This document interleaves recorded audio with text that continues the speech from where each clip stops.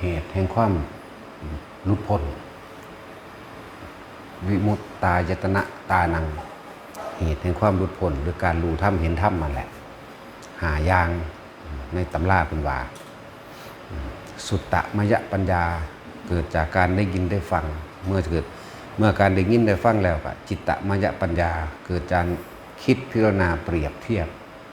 ความจริงจากชีวิตจริงประสบการณ์จริงของเจ้าของเอง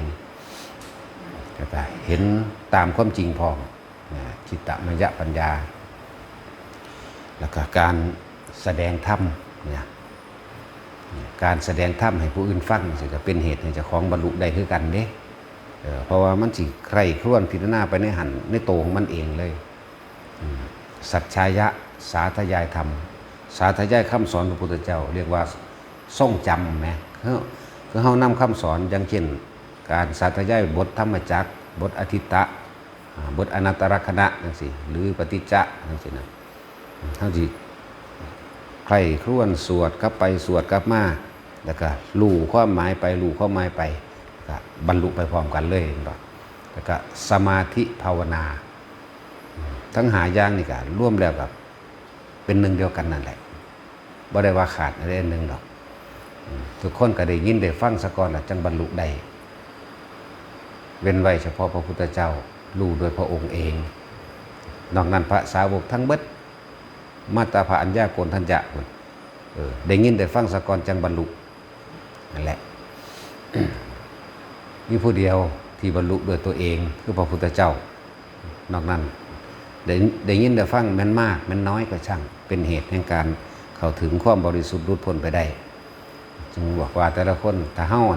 ฟังด้วยใจฟังด้วยความรู้สึกฟังด้วย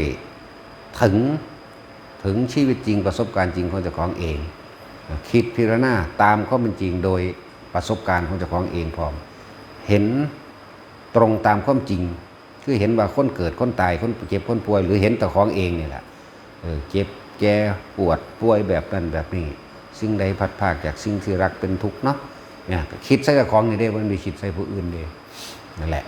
ถึงบอกว่าตั้งใจฟังดีๆโลดฟังแล้วก็ใครควรพิจารณาจึงเรียกว่าจิตตมยปัญญานั่นเองแม้ผู้สาธยายคือกันผู้สาธยายเนี่ยหมายถึงทองจำคำสอนพระพุทธเจ้าแล้วพยายามทำความเข้าใจ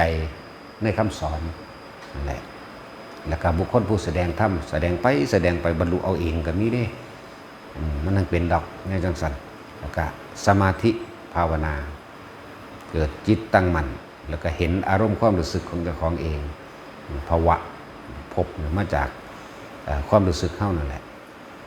จึงว่าสมาธิภาวนาจิตตั้งมั่นจึงเห็นความคิดของเจ้าของและอารมณ์ความรู้สึกของเจ้าของเป็นไปแล้วก็สามารถที่มีวิธีหยุดยั้งมันได้เองว่าแต่ละคนจึงบอกว่าจะเปิดเสียงโทรศัพท์เด้อปิดไว้ซะก่อนตั้งใจเอา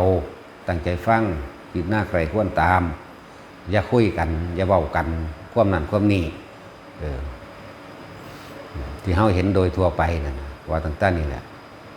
คุยกันสวงสร้างเลยแต่เริ่มต้นนะแต่อยู่นี่พยายามถ้าเฮาบ่ให้เฮาบ่ด่าไว้ก็บ่เข้าใจตัวเองเด้บ่เข้าใจจริงๆได้นี่นั่นแหละ มันสิมาเอาหยัง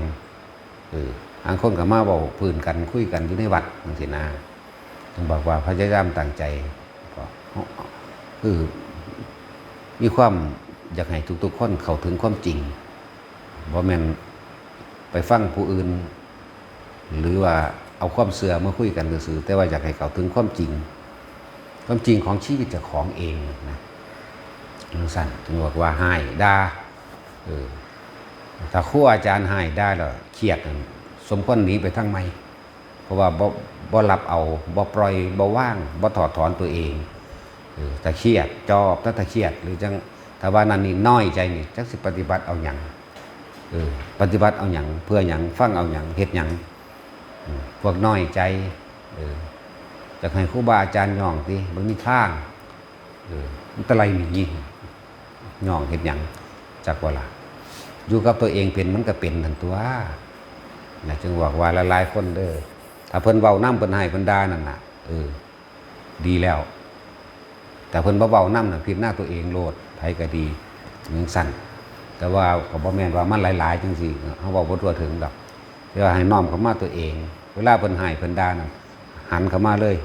ตัวเองกำลังยึดมั่นถือมั่นเรื่องใดบ่พอใจเรื่องใดพอใจเรื่องใดเนี่ยแสดงว่าติดทั้งสองอย่างจังซี่นั่นแหละจังว่าน้อยใจเสียใจจังซี่ก็จักสิอยู่เฮ็ดหยังนะว่าเพิ่นให้ละความน้อยใจเสียใจอันเกิดจากความยินดีพอใจมันเกิดจากความพอใจตัวเดียวนั่นแหละยังก็เลยก็เลยถามว่ามาเฮ็ดเอาหยังนะมาหยังมาเฮ็ดเอาหยังจังซั่นว่าเพิ่น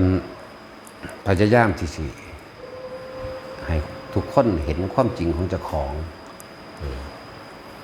แต่เพิ่นฝึกตัวเองบ่เป็นแล้วมันบ่ฝึกผู้อื่นได้ดอกก็เพิ่นบ่เห็นแล้วก็เว้าไปว่าได้ดอกยังก็ดีจึงอยากให้ผู้อื่นเห็นตามอยากให้ผู้อื่นเห็นตามรู้ตามแต่รู้แล้วตามแล้วก็จะของได้ผลเองไม่ได้เกี่ยวกับผู้อื่นได้บัดอาคาตาโรตถาคโตได้พระแม้เราศาสดาตถาคตนี่ก็เป็นแต่เพียงผู้บอกทางเท่านั้นส่วนการเดินทางพวกเธอทำเองได้ส่วนการหลุดพ้นกับพวกเธอทำเองคือกันได้จังว่าแต่ละคนให้เบิ่งเจ้าของเขาว่าอยู่กับตัวเองถ้าอยู่กับตัวเองจริงๆแล้วมันบ่มีคนเลวคนชั่วเด้แต่เขาอยู่กับลมหายใจตัวเองมั่งความรู้สึกตัวเองมั่งพิจารณาความคิดของเจ้าของในความยึดมั่นถือมั่นกับตัวเองมั่งมันบ่ไปกระทบกระทั่งกระเทือนกับผู้ใดมันก็อยู่ได้กันตัวส่วนมากที่มันมีดีมีเลวเพราะว่ามันยกตนเองขึ้นมาเด่นกว่าหมู่มีค่าแต่เจ้าของอยากให้ผู้อื่นเห็นค่าเจ้าของนะเป็นจังซั่นที่คนว่าผู้นั้นบ่ดีผู้นี้บ่ดีเป็นจังซี่นะตัวเองน่ะบ่เห็นว่าตัวเองดีหรือบ่ดีเด้ไปเบิ่งแต่ผู้อื่นจะให้ผู้อื่นเฮ็ดถูกใจเจ้าของเองนะมันเป็นสั่นว่าให้เบิ่งเจ้าของถ้าต่างฝ่ายต่างเบิ่งกับเจ้าของอยู่จะเจ้าของมันบ่ได้ผิดกันฆ่ากันเองมันบ่มีผู้ใดเลวจากคนดีถ้าเบิ่งเจ้าของคักๆแล้วแหละมันสิบ่ไปตำหนิผู้นั้นให้เกิดความร้อนกังวลในตนเองมันสิบ่ไปย่องผู้นั้นเพื่อสิความเปรียบเทียบกับตนเองอีกเด้มันบ่ย่องมันนี่มีแต่ว่าผู้นี้เพิ่นเฮ็ดประโยชน์หรือบ่เฮ็ดประโยชน์เท่านั้นผู้เป็นแต่เฮ็ดประโยชน์จังซี่ก็ควรเข้าไปเข้าใกล้หรือสนับสนุนจังซี่บุคคลยังคนดีจังซี่เฮาสมควรสิไปรักษาจังซี่นะแต่คนเลวเฮาก็บ่คบค้ามันก็รู้ในใจเจ้าของเองล่ะโอ้ผู้นี้บ่เฮ็ดประโยชน์เห็นแก่ตัวเนาะเห็นแก่ตัวบ่เฮ็ดประโยชน์ปล่อยก็อย่าไปคบค้ามันตัวนี้ออกหั่นบ่เห็นว่าสิมีหยังแต่เสียนั่นแหละถ้าเฮาคบค้าสามารถคบกับไผเฮาสิคอยถูกกลืนกินแต่ถือคนดีคนมีประโยชน์เฮาก็สิกลืนกินทั้งคนดีคนมีประโยชน์ซาบซึมซาบแล้วก็สร้างประโยชน์ให้ผู้อื่นได้คือเพิ่นเด้แต่ถือคนเลวคนเห็นแก่ตัวก็สิไปซึมซาบเอาความเร็วๆนำกันเนี่ยเพราะว่ามันเว้ากันสั่นเพิ่นสิเว้าไว้จะไปคบคนพาลเด้อเสวนาจะพาลานั่งเสวนาแปลว่าคุยกันแปลว่าไม่อย่าเข้าไปคุยกันกับเขาอย่าไปคบคนพาลพาล่านั่งคนพาลเฮ็ดคบกับคนอย่างใดมาเฮาก็สิค่อยถูกกลืนกินเป็นคนเช่นนั้นเห็นผิดหน้าเดียวจังซี่ล่ะนั่นแหละคบกับนักปราชญ์บัณฑิตนักปราชญ์บัณฑิตมีแต่สร้างประโยชน์บ่มีโทษเถียงกับนักปราชญ์บัณฑิตได้ปัญญาจักว่าเถียงกับนักปราชญ์บัณฑิตได้ปัญญาได้แนวได้ทางได้เห็นความผิดแห่งตนได้เห็นสิ่งที่ต้องแก้ไขแต่ว่าเถียงกับคนพาลนั่นมันทำลายตัวเองเด่นจักว่าล่ะบ่ได้หยังได้แต่ความสิทำลายตัวเองจังซั่น จังว่าเฮาเน้นว่าเบิ่งเจ้าของเด้อผู้ใดก็เด้อหาเครื่องอยู่ให้ตัวเองคือว่าวิหารธรรมแห่งตนเองลมหายใจนี่กับอุณาโลมนี่แหละอายุเท่านี้บ่ต้องไปยังมากดอกมันก็เห็นเองดอกดูกายก็เห็นจิตเองดอกดูจิตก็เห็นเวทนาเองดอกดูเวทนาก็เห็นธรรมเองดอกกายเวทนาจิตธรรมเวทนาจิตกายจิตกายเวทนาธรรมร่วมเป็นหนึ่งเดียวกันนั่นแหละเราต้องไปเบิ่งอันอื่นเบิ่งในหูดังเจ้าของอยู่กับลมเจ้าของมันเห็นเองดอกทุกอย่างนั่นน่ะเห็นนี่บ่แม่นเห็นโดยตาเห็นเบิดทุกอย่างล่ะโดยความรู้สึกเข้าใจคิดถึงลึกซึ้งเข้าไปนั่นมันถูกเรื่องนี้มันสุขเรื่องนี้มันนั่งเห็นดอก จังว่าเฮาเน้นหลายๆอย่างที่ผ้าเฮ็ดอยู่ในนี้ก็ดีสละความเห็นแก่ตัวออกผ้าปลูกต้นไม้ผ้าสั่งแผ่นดินผ้าเจาะน้ำบาดาลผ้าเฮ็ดทุกอย่างแหละมันสิค่อยๆถูกลืมความเห็นแก่ตัวจักว่าเฮาปลูกต้นไม้เฮาสิลืมความเห็นแก่ตัวของเจ้าของที่อยู่บ้านเด้อยู่บ้านนี่มันคิดอีกอย่างนึงเด้ว่าถ้าปลูกบักฮงลงไปแนมแล้วแนมอีกคือสิลายแท้เหลืองแท้ใส่ฝุ่นใส่ปุ๋ยผู้ใดมาใกล้กับพุ่นแล้วเอาละบัดเกิดความหวงแหนตะนีที่เหนียวแล้วแบ่งสั้นเด้บัดนี้แล้วก็เฝ้าคิดจินตนาการหน่วยใหญ่หน่วยยาวแบบนั้นแบบนี้มีเบิดเนี่ยแต่ปลูกที่นี่มันปลูกมันแล้วไปเลยมันลืมไปเลยลืมหยังลืมสิ่งที่ของปลูกไว้กับหนึ่งลืมสิ่งที่อยู่บ้านกับอันหนึ่งเด้นี่แหละมันจะถูกลืมตัณหาจากของเองที่อยู่บ้านนี่แหละเบิดทุกอย่างคือผ้าเห็ดมันละที่เดียวเลยบ่ได้เลยต้องพยายามที่จะผ้าหาเห็ดทั้งสี่แล้วก็เป็นอย่างที่มันเป็นความสนุกสนานไปพร้อมหมายถึงจิตใจมันเบิกบานเด้มันลื่นเริงมันเทิงมันเบิกบานเด้การได้ทำสิ่งเหล่านี้บ่คืออยู่บ้านเจ้าของเด้ฟ้าวอยากขุดนั้นพักให้แล้วฟ้าวอยากหดหมกฮุงให้แล้วฟ้าวเฮ็ดนี่แล้วสิเฮ็ดนี่เฮ็ดนี่แล้วสิเฮ็ดนี่เด้พุ่นไปข้างหน้าลวดยังไปเอาความคิดปรุงแต่งไปข้างหน้าตัวนี้เฮ็ดไป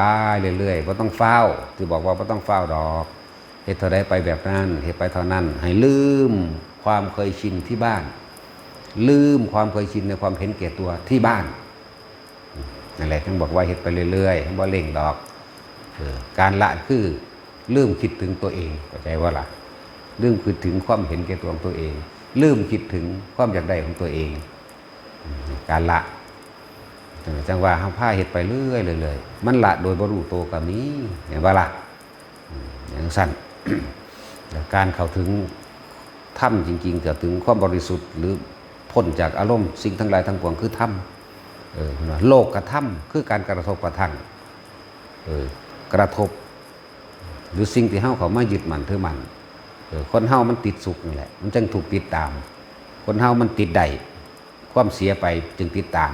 คนเฮามันติดหมักหยองความนินทาจึงติดตามเห็นบ่ล่ะอย่างสั้น นี่แหละคนเฮามันติดความพอใจนะความบ่พอใจจึงติดตามโลกธรรม8เป็นเฮาลืมออกจากโลกธรรม8นั่นแหละนี่แหละพยายามให้ถึงมันลืมจึงเรียกว่า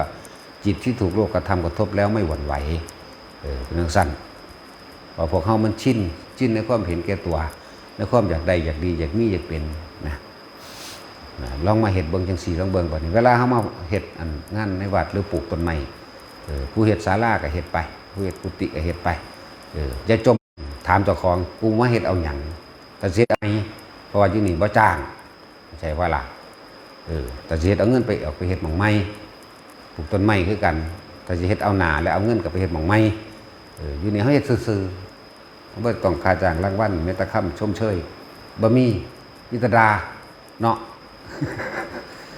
แต่พอใจกับไปผูกก็ตายเท่านั้นแหละ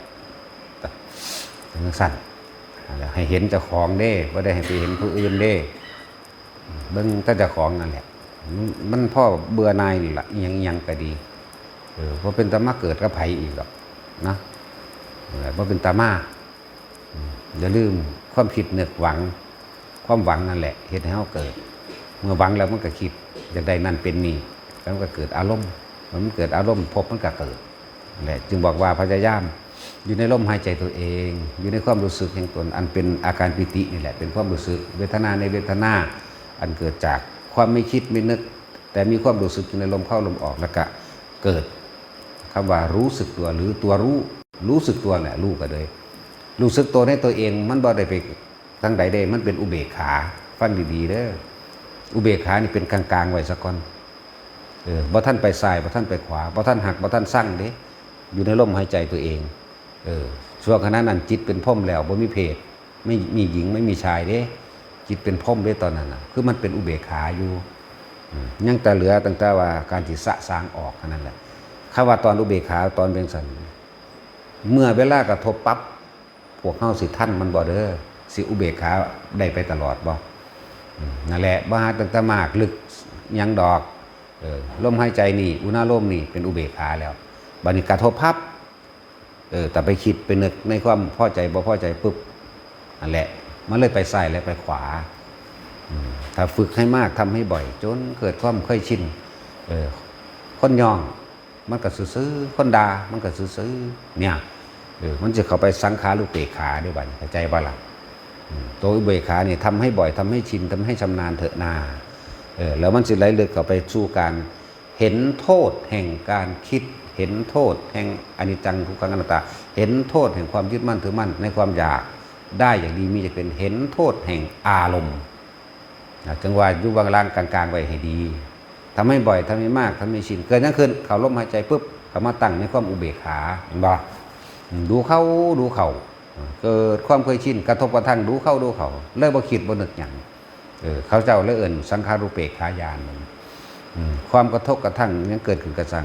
ไม่นำเข้ามาคิดมานึกจึงเรียกว่าสังขารุเปกขายานมันท่านแล้วมันก็ว่างของมันเองเขาบ่ได้ว่างมันดอกตอนนี้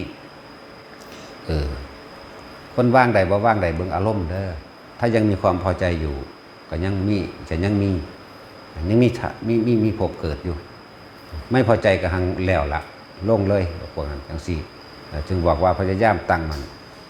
จิตหนึ่งที่ยังเพ่งอยู่ในอารมณ์ที่เป็นหนึ่งอันเป็นอุเบกขาพยายามรวบรวมเรียบเรียงคำศัพท์เพื่อให้เกิดความเข้าใจให้กับทุกคนเลยมันเบายากเลยมาสื่อสารใดรู้ลมหายใจนี่กับอยู่จุดอุณาโลมนี่เป็นอุเบกขาแล้วบ่ท่านซ้ายบ่ท่านขวาจนกว่าจะมีการกระทบคำว่ากระทบเพื่อตาเข้าไปเห็นนั่นแหละหูเข้าได้ยินนั่นแหละถ้าเข้าดึงเขามาคิดนึกแล้วก็เกิดความรู้สึกพอใจไม่พอใจบ่แม่นอุเบกขาเข้าใจว่าล่ะนี่แหละจังว่าเป็นผู้มีจิตหนึ่งที่เพ่งอยู่ทั้งเบิดร่วมด้วยจิตหนึ่งที่เพ่งอยู่ตัวเดียวนี่แหละบ่หาแต่ไรไปชาน2 3 4นั่นมันเป็นนันซื้อดอกเขาแก้ความสงสัยซื้อว่าคือหยังซื้อดอกคนเฮาสิตายมานั่นน่ะมันบ่ได้นั่นนี่หรอกมันจออยู่ในลมหายใจอยู่เท่านั้น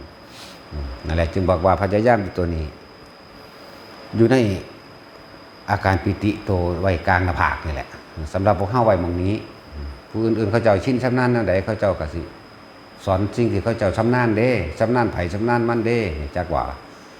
เอกะทาคะนี่นะหมายถึงว่าเป็นผู้คนผู้มีความชำนาญในแต่ละด้านของใครของมันนี่แหละอันนี้ง่ายแล้วหรือว่าเรื่องชำนาญเอาไว้ท้องก็ได้ให้เป็นเย็นในท้องเลยก็ได้ไว้กลางหัวก็ได้ลงกลางสมองก็ได้ได้ว่ากลางอกก็ได้ได้เบิดนี่คือผู้เขาจงชินชำนาญแต่ว่าในระบบการฝึกของเฮาน่ะว่างให้ไว้กลางมาผ่ากลางคิ้วว่างนี่นั่นแหละดูลมปั๊บตัวนี้ก็ขึ้นปั๊บนั่นแหละอยู่จังซี่ล่ะมีคนสิ่งเขามาได้ยินเรื่องนั้นเรื่องนี้ก็บ่นำเขามาคิดนี่ก็อยู่ในนี่แหละนึบอยู่ในนี่แต่ตัวนี้หายปั๊บแสดงว่าคิดแล้วคิดไปหารักและชังกับผู้นั้นผู้นี้แล้วพอใจไม่พอใจพบเกิดนี่แหละจังว่าง่ายๆนึงแต่มันหาคำมาบรรยายใส่ตัวนี้มันหาคำยากอยู่แต่จะย่างที่ใส่หลายๆคำหลายๆศัพท์ถอดความรู้สึกทุกคนได้ความรู้สึกนั่นแล้วเนิบอยู่กลางคิวกลางหน้าผากได้แล้วก็อยู่หันแหละนั่นแหละจิตหนึ่งที่เพ่งอยู่ในอารมณ์ที่เป็นหนึ่งเป็นอุเบกขาได้มันจึงเป็นมันจึงอยู่จังสันยังเกิดเนิบแบบนั้นได้นั่นแหละอยู่จนชินวันนี้ผู้ใดมาบอกเรื่องนั้นเรื่องนี้แม้นว่าเฮาสิคุยกับเขากับฉันตัวนี้บ่ออกพบเกิดไม่ได้เข้าใจบ่ล่ะนี่แหละแม้นว่าเฮาสิคุยกับเขาเรื่องนั้นเรื่องนี้ก็แล้วแต่เฮาคุยกันนั่นแหละพบเกิดไม่ได้เพราะอยู่ในอุเบกขาเข้าใจบ่ล่ะลึกล้ำเขาลึกล้ำเขาลึกเดิมเขาเลยบ่นำสิ่งต่างๆมาคิดเป็นสั้นเด้แต่ว่าทุกคนมันคงอยู่จุดเดียวนี่แหละอยู่จุดเดียวนั่นแหละเป็นทั้งสั้นทำให้บ่อยทำให้มากทำให้ชินลึกเข้าก็เป็นสังขารุเปกขายานเมื่อมีความกระทบกระทั่งเกิดขึ้นสิ่งทั้งหลายทั้งปวงที่เข้ามากระทบนั้นไม่คิดไม่นึกไม่มีความรู้สึกที่พอใจและไม่พอใจพบย่อมดับพอนี่นึงเด้อพวกเจ้าจะไปเห็นยากจะไปเห็นยากมันการทรงฌานอันนี้เพ่งอยู่ในอารมณ์ที่เป็นหนึ่งจิตที่เป็นหนึ่งโดยอาศัยอานาปานสติมันก็อยู่ในสติปัฏฐาน4คือเก่าแหละก็อยู่ในหลักสูตรแห่ง การตรัสรู้บรรลุธรรมคือโพชฌงค์7คือเก่านั่นแหละนั่นแหละแต่ว่าต้องไปหาหลายแบบหรอกเอาแบบเดียวนี่แหละผู้เขาเจ้ายุบหนอพองหนอนี่เขาเจ้าคือชินกับแบบนั้นเพิ่นรู้แจ้งกับแบบนั้นเพิ่นก็เป็นผู้เลิศทั้งนั้นก็สอนแบบนั้น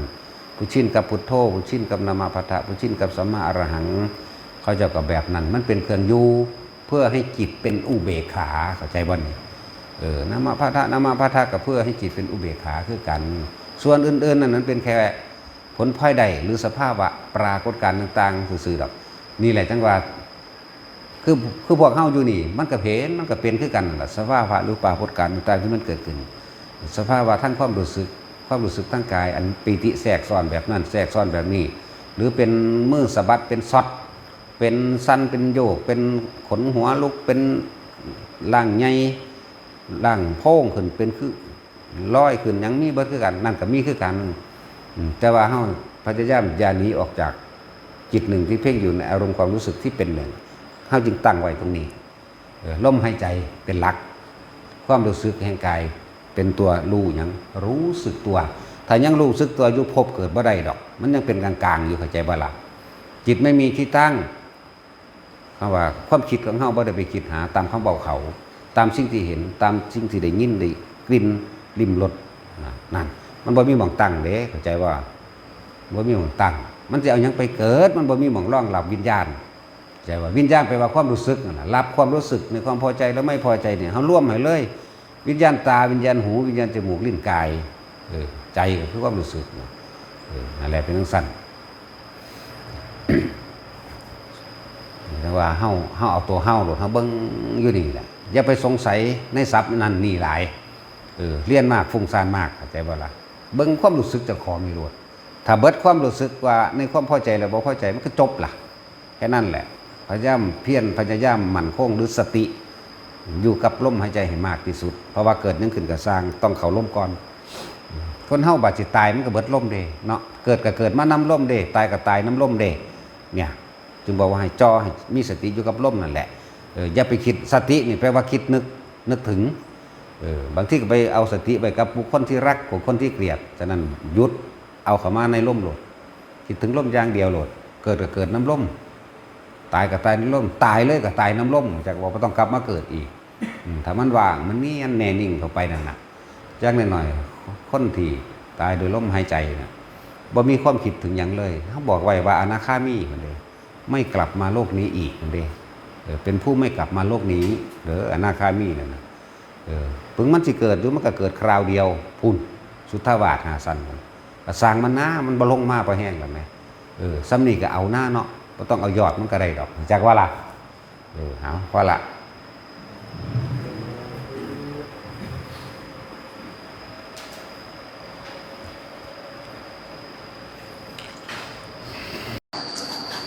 เรื่องเล่าต่างๆของโลกคือทั้งเบิดเนี่ยเว้นไว้จากใจเฮาเองกายเฮาเองเรื่องลูกเต้าเล่าหลานเรื่องคนหลอกข้างเรื่องเป็นว่าเรื่องเล่าต่างๆของโลกทั้งเบิดเฮาบ่ไปจัดการอิหยังมันได้ดอกมันบ่ได้เป็นไปดังใจที่เฮาคิดอยากให้มันเป็นร่างกายเฮาใจเฮาแท้ๆก็ยังบ่เที่ยงก็ยังบ่เป็นไปดังที่เฮาอยากให้มันเป็นถ้าความคิดความเข้าใจความรู้แจ้งในคำว่าทุกอย่างบ่เที่ยงแท้บ่แน่นอนบ่มีความจีรังยั่งยืนล้วนแค่ว่ามีสิ่งใดเกิดสิ่งนั้นก็ดับเฮารู้ต่อท่านโดยการวางความเห็นไว้ว่าบ่ได้อยากให้มันเป็นไปดังที่เฮาหวังไว้คิดไว้ตั้งไว้นี่ก็เป็นความเห็นถูกต้องเป็นสัมมาทิฏฐิอันหนึ่งนั่นแหละจังว่าแต่ละคนบัดนี้ถ้ามันเข้าใจอนิจจังอนัตตาได้แล้วมันบ่มีปัญหาอีหยังมากมายดอกเพียงแต่ว่าหาเครื่องอยู่เท่านั้นเด้บัดหาเครื่องอยู่สัมมาทิฏฐิคือความเห็นอันตามความเป็นจริงยอมรับความจริงยอมรับอนิจจังทุกขังอนัตตายอมรับสิ่งทั้งหลายทั้งปวงแค่มีแต่ความเกิดกับความดับยอมรับมันวางใจกับมันบ่บังคับมันบ่บังคับเหตุการณ์ต่างๆบ่บังคับผู้คนสัตว์สิ่งของให้มันเป็นไปได้ดังใจเฮาบ่บังคับบ่ฝืน เรื่องแม้กระทั่งเรื่องอากาศร้อนหนาวความหิวกระหายต่างๆบ่บังคับดูกับมันแล้วก็ยอมรับในความจริงตรงที่ว่าอนิจจังอนัตตานี่ยอมรับตัวนี้แล้ว เฮาก็จังหาเครื่องอยู่เฉพาะเฮาเอากัน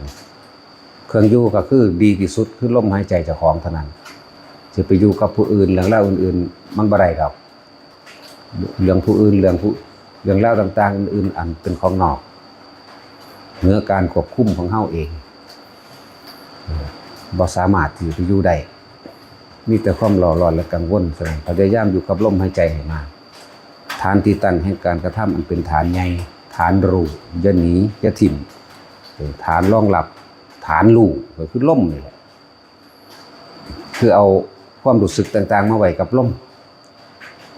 อันอื่นๆเฮาสิเห็นตามตาเห็นบุคคลสัตว์สิ่งของกระทำแบบนั้นเฮ็ดแบบนี้เป็นไปต่างๆนานาสารพัดเฮาก็บ่ได้เข้าไปยุ่งกับมันดอกเฮาฝึกตัวของเองมาอยู่กับลมได้ดีแล้วฝึกตัวเองอยู่กับลมนั่นแหละ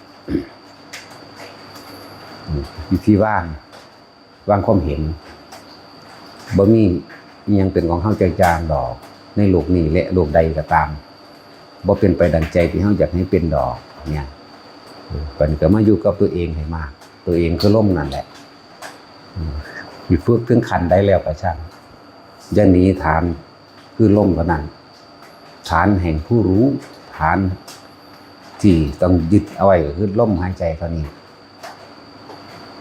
นี่แหละจึงบอกว่าเกิดหยังขึ้นกลับมาลมก่อนเด้อมันสิคอยขี่คลายมันสิคอยเข้าใจไปเองมันสิปล่อยเอาเองดอกเฮาบ่ได้เป็นผู้ปล่อยว่างเนี่ยเฮายังไปเป็นผู้จัดการอยู่มันบ่แม่นเด้เฮาควบคุมได้สตินี่คือการนึกถึงควบคุมได้เฉพาะความคิดเจ้าของกับลมหายใจควบคุมไปควบคุมมาอย่างนั้นแหละอันอื่นควบคุมบ่ได้ดอกฉันว่าพยายามอย่าข้ามขั้นตอนเพราะจังได้ก็ช่างฐานที่ตั้งอันใหญ่ฐานที่ตั้งอันมั่นคงคือลมนั่นแหละพุทธเจ้าถามพระอานนท์ว่าระลึกนึกถึงความตายจักขันว่า7ครั้งมั่งเนื้อลึกถึงลมหายใจจักขันมั่งก็ว่า7ครั้งมั่งแล้วพุทธเจ้าเพิ่นมาเน้นตัวนี้มากกว่าเด้เพิ่นว่าเราตถาคตระลึกถึงลมหายใจเข้าออกตลอดการทุกเมื่อตลอดเวลานั่นแหละเกิดหยังขึ้นเพิ่นก็รู้อยู่กับลมของเพิ่นคำว่ารู้อยู่กับลมรู้เรื่องราวต่างๆภายนอกนะแต่ว่าเพิ่นบ่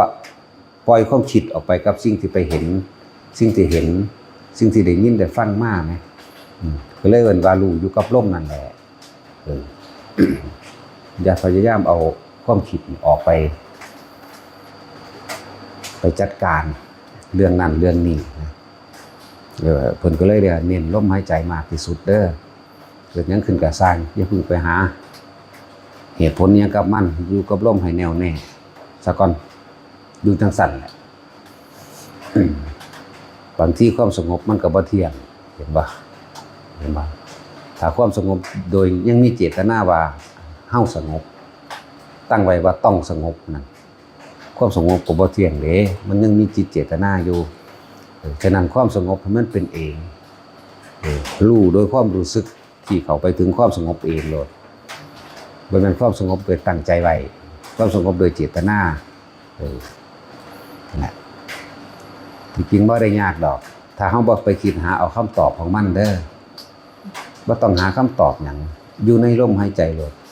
ทุกๆอย่างสิคลี่คลายโดยความจริงโดยหาศัพท์มาวางใส่ยากนะศัพท์คำเว้าคำพูดคำเขียนนี่จักสิประกอบโดยคำว่าจังใดจังสิถึงหม่องตรงนั้นได้จังสิซื้อถูกในตัวที่ไปเห็นนั่นซึ่งว่าแต่ละคนเด้ออย่าหนีลมเด้อผู้ว่าอยู่กับความว่างมันก็ต้องมีลมนั่นแหละเป็นเครื่องประกอบนำเด้อฝึกหัดอย่าหนีจากลมเน้นหลักใหญ่มันโหลดลมอย่างเดียวหลายๆอย่างที่มันสิมาปรากฏการณ์ให้เฮาฮู้เฮาเห็นว่าสิเป็นนิมิตต่างๆเสียงนิมิตเสียงนิมิตภาพนิมิตกลิ่นหยังก็ตามดูแนบอยู่กับลมแหละคือรู้อยู่กับลมแหม ถ้ารู้อยู่กับลมดอกความคิดมันบ่ออกไปหาสิ่งที่ปรากฏภายนอกเลยจังว่าเน้นเกิดยังขึ้นก็สร้างพวกเจ้าจะไปหาความหมายกับมันเด้อภายนอกนะภายนอกหลายๆคนยังมาติดมาขัดแค่อาการปิติที่มันเกิดขึ้นกับร่างกายหนึ่งเด้อันนั้นคือหยังอันนี้คือหยังก็ต้องไปให้สื่อมันว่าคือหยังดอกพยายามอยู่กับลมก็ยังว่าแค่รู้สึกโตได้บ่คนลุกวืดวาดกันมากก็ฮู้ว่าลุกคนลุกแต่ว่าเจ้าหนีจากลมนะก็หมายก็ดีคนหัวลุกมั่งคนกิ้งลุกมั่งกายโยกสั่นวันไหวมั่งแล้วแต่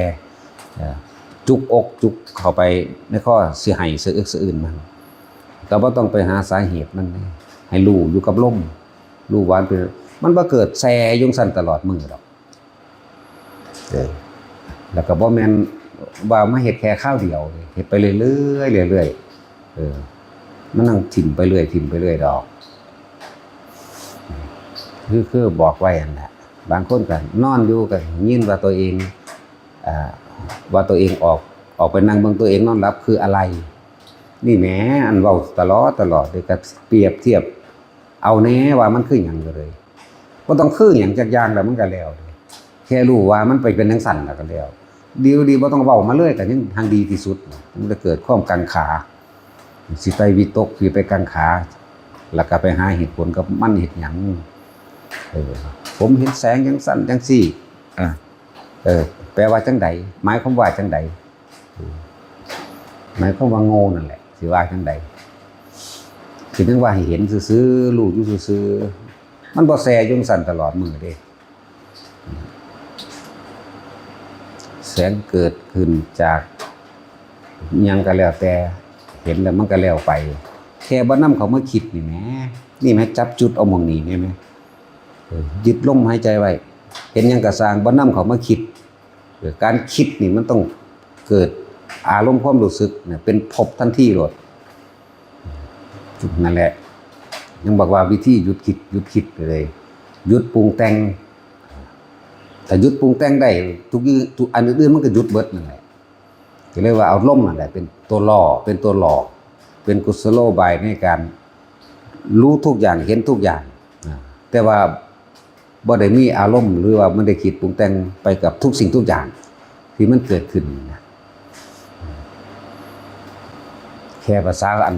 เป็นเจ้าของออกไปนั่งเบิ่งเจ้าของหายใจสิลุกออกจากร่างกายทั้งสี่มันก็มีเบิดนั่นแหละแต่เฮาก็ยังบ่ได้สนกับมันเบิ่งมันสิไปจังไดนี่บ่ได้คิดตำหนักคำว่าเบิ่งมันสิไปจังไดจะดูอยู่กับมันซื่อๆแล้วแต่มึงสิไปแสดงภพชาติหยังก็สร้างเบิ่งจังซั่นก็เลยรู้ว่านั่นก็มันก็บ่ต่างจากฝันนะมันบ่ต่างจากฝันเด้ภาษาของเขาสั่นๆซื่อแม้กระทั่งพระพุทธเจ้ามาแสดงธรรมเท่านั้นองค์เท่านี้องค์เฮาก็ยังบ่ได้สนใจเขามาคิดเลยนี่เว้าให้ฟังเมื่อภายหลังซื่อมันหลายคักคือหยังนี่เด้เอาไปเทียบเอาแน่ล่ะเว้ยผู้ใดเป็นอันนั้นเป็นนี่ก็เลยโอ้เพิ่นว่าบ่ให้คิดออกเพิ่นว่าบ่ให้เห็นหยังก็สร้างบ่ได้ยินเสียงหยังก็สร้างเพิ่นว่าจะไปใส่ใจกับอันคือจะนำเขามาคิดเฮ็ดน้ำเพิ่นก็น่าก็อยู่แต่ในลมเนี่ยจับลมให้มันชินโดนมันชำนาญเถอะนะมีหยังมันสิแสดงไปแนวใดมันชินอยู่กับการอยู่กับลมแล้วนั่นล่ะมันบ่ไปคิดนึกหาเหตุผลกับอันแปลกประหลาดแนวนั้นเลยภาษาสภาพหรือปรากฏการณ์ต่างๆมันเรื่องแต่เป็นของหลอกลวงเท่านั้นบ่ต่างจากพยับแดดดอกมันจะเกิดดับฟุบพับไปเฉพาะสำนั้นบ่ต่างกันดอกผู้ใดสิไปหาถือเอาเคยเห็นว่าพยับแดดเวลาแดดมันร้อนอยู่น้ำทางลาดยางหรือน้ำทางมันเป็นทางขี้ดินทรายตะกี้ผู้ใดสิไปจับเอามันมาเป็นรูปร่างตัวตนใดมีแต่ความคิดของตัวของเองสับสนและกังวลเราเองเลยเป็นรูปร่างตัวตนใดเกิดอารมณ์ตัวเกิดอารมณ์หรือว่าพยายามอยู่กับลมโลดเด้อมันแสงยังสิพุ่งเข้ามาหรือพุ่งออกไปจากตัวเจ้าของกายสร้างพยายามอยู่กับลมว่าสันติว่าเห็นอยู่กับลมถ้าเฮาคิดนึกปรุงแต่งเวลาใดก็ตามเด้ย่อมมีอารมณ์เกิดขึ้นสองอย่างมีความพอใจกับบ่พอใจโลดนั่นพบเกิดโลดนั่นพยายามสิเอาอยู่กับลมอย่างเดียวเด้อ มันก็อยู่ปัจจุบันของมันบางทีบ่อยู่กับลมก็อยู่กับอาการปิติอันใดอันหนึ่งที่มันเกิดขึ้นในตัวเองอันอื่นแทรกซ้อนก็บ่ต้องไปสนใจอันที่แทรกซ้อนถ้ามันกำลังจิตกังขาวิตกมีความของใจนั่นแหละกังขาเลยกลับมาลงปั๊บโหลดอย่าปล่อยมันชินในการคิดมันกำลังสิวิตกกำลังสิกังขาว่ามันคือหยังวะเนี่ยปั๊บเข้ามาโหลดปรับเข้ามาล่มได้มันปรับไปแนวอื่นได้นี่อันเว้าอยู่เดือนนั่นแหละมันสิพระพุทธเจ้าองค์นั้นองค์นี้มาเทศน์อยู่ซื่อๆโลดบ่ต้องไปสำคัญมั่นหมายใส่ใจแบบว่ามันจริงมันจังอีหยังพระสงฆ์องค์นั้นท่านอันนี้เขามาแปลงกายเป็นยักษ์แปลงกายเป็นนั่นเป็นนี่ให้เบิ่งก็เบิ่งอยู่หั่นมันบ่ได้อยากเบิ่งดอกความจริงมันก็เป็นขึ้นมาเอาเองของมันเมื่อมันเป็นขึ้นมาเอาเองของมันอย่าไปติดตามมันคือจะคิดตามมันจักสิใส่คำใดดีอันพวกบ่เข้าใจถามแต่อันเก่าภาษาปิติสำนีหนึ่งนะอันนั้นคือหยังจะให้มันเกิดวัตถุอย่างกับแตกแขนงให้จักแตกแขนงแปลงเอาไปเป็นนี่ละเว้ยเนาะก็สิไปเว้าให้มันถูกแต่อันเจ้าของเป็นนั่นว่าเขาเป็นเนาะทุกอย่างนั่นแหละเนี่ยนั่นมันบอกก็ยังว่ามันเว้าบ่เบิดดอกแต่ผู้ฟังนั้นสิใส่ใจสำใดแท้บอกว่าเกิดนึงขึ้นก็สร้างเห็นพระพุทธเจ้าย่างมาเทศนาเรื่องใดก็สร้างอย่าคิดตามแค่นี้อย่าคิดตามอย่าคิดนำพระสงฆ์องค์ใดแล้วย่างมากเหาะมากก็ตามอย่าคิดตามอย่าคิดนำรู้อยู่กับลมคำว่ารู้คือเห็นอยู่ได้ยินอยู่กับลมนี่นะอย่าเอาความคิดออกจากลมแหมอย่าออกจากลมนะอย่าคิดตามเป็นผีเป็นงูเป็นหยังมากก็ช่างเถอะนั่นแหละโอ้ยมันหลายกระดอทำสับสิเว้าเป็นเรื่องเป็นเล่าเป็นบ้านเป็นเมืองเป็นภพเป็นศาสตร์นับก็บ่ได้เด้ถ้าไปค่ายคิดนำอยู่กับประสาทตายเลยเลยบ่คิดนำเป็นเรื่องเป็นเล่าเด้ว่าธรรมดาเด้เท่าใดเป็นเท่าใดล้านปึ๊บไหลเป็นเหมือนข้าวเดียวแต่ไปกุมคิดด้วยน้ำอันมันเกิดประมาณบ่ไรนั่นโอ้ยเป็นบาปหันว่างปล่อยให้เบิดเลยเห็นหยังกะสร้างได้ยินหยังกะสร้างได้กลิ่นหยังกะสร้างอย่าคิดตามจะไปอยากหูเหตุผลกับมันนั่นแหละ หลักการดูจิตก็คือดูลมนั่นแหละไม่ต้องไปดูเนื้ออื่นดอกไปสิอยู่กับความว่างอยู่กับลมนั่นแหละถ้าว่างโดยเจตนายังมีอยู่นั่นแหละอยู่กับลมให้มันนักแน่นจนว่ามันเป็นเกิดยังขึ้นกับซันเป็นว่างๆในลมโหลดมันก็แล้วเองหรอกมันบอกว่าถือดอกอันว่างอันอีหลีมันนั่นนะมันมีแต่อุปมาอุปไมยเปรียบเทียบฟังซื่อนะทุกคนเน้นนิพพานอย่างเดียวได้ไงมิตรสิบ่สนใจว่าสิไปอีหยังกับไผอย่างเดียวบ่ได้สนใจว่าสิเป็นหยังใดหยังอย่างเดียวเลยบ่ต้องไปกังขาหรือวิตกว่าคือหยังอย่าไปหาคำตอบคำถามจากสิ่งที่มันพุดขึ้นเกิดขึ้นเถอะ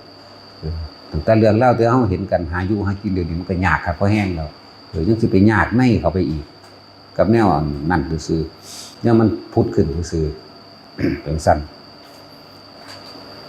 จังหวะแต่ละคน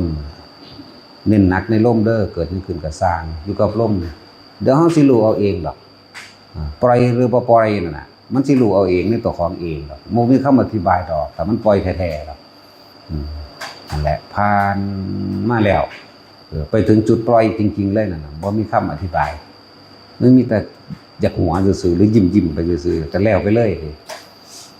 มันบอกศัพท์บ่ถูกมันบ่มีศัพท์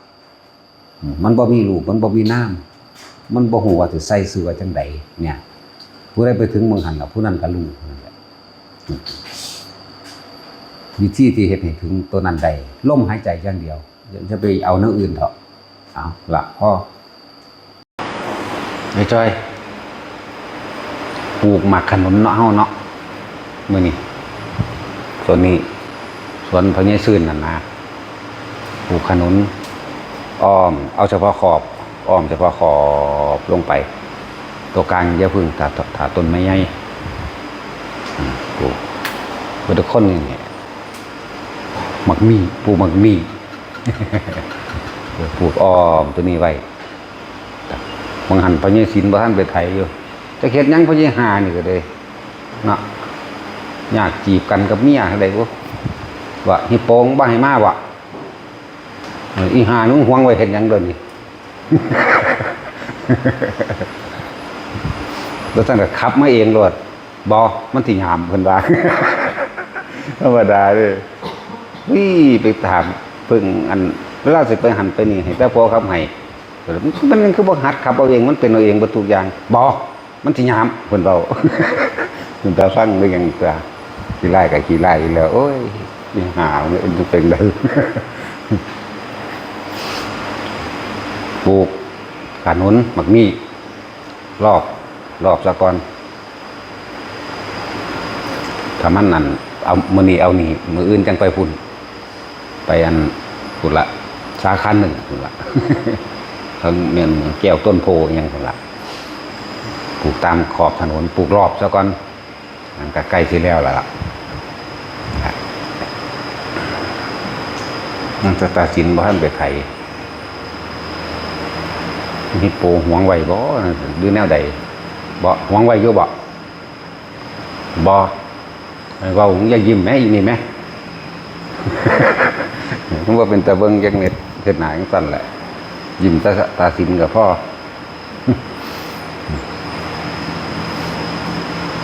ถ้าสิพูดถึงว่าถ้าจะพัฒนาประเทศนี่เป็นสื่อสมมุติเรียกร่วมสื่อถ้าจะพัฒนาประเทศจริงๆเนี่ยต้องพัฒนาที่บุคลากรคือประชาชนนำความจริงคือธรรมะให้ความรู้เกี่ยวกับธรรมะคือชีวิตจริงประสบการณ์จริงของทุกสิ่งทุกอย่างและเหตุผลของกรรมคือการกระทำสิ่งใดสิ่งนั้นให้หู้จักรู้บาปบุญคุณโทษรู้บุญคุณของพ่อของแม่ของครูของอาจารย์รู้บุญคุณของบุคคลที่กระทำความดีไว้ในการก่อนเช่นปู่ย่าตายายผู้ที่ตายไปแล้วเสียสละไปแล้วคือเพลงชาติไทยเฮานั่นแหละคือเพลงชาติไทยนั่นแหละเสียสละเลือดเนื้อเด้เป็นชาติพรีนั่นกว่าจะได้เป็นประเทศชาติขึ้นมาได้พรีชีพเด้นั่นแหละก็ให้ฮู้บุญคุณจังซี่นะก็ให้ฮู้บุญคุณในศาสนาก็คือ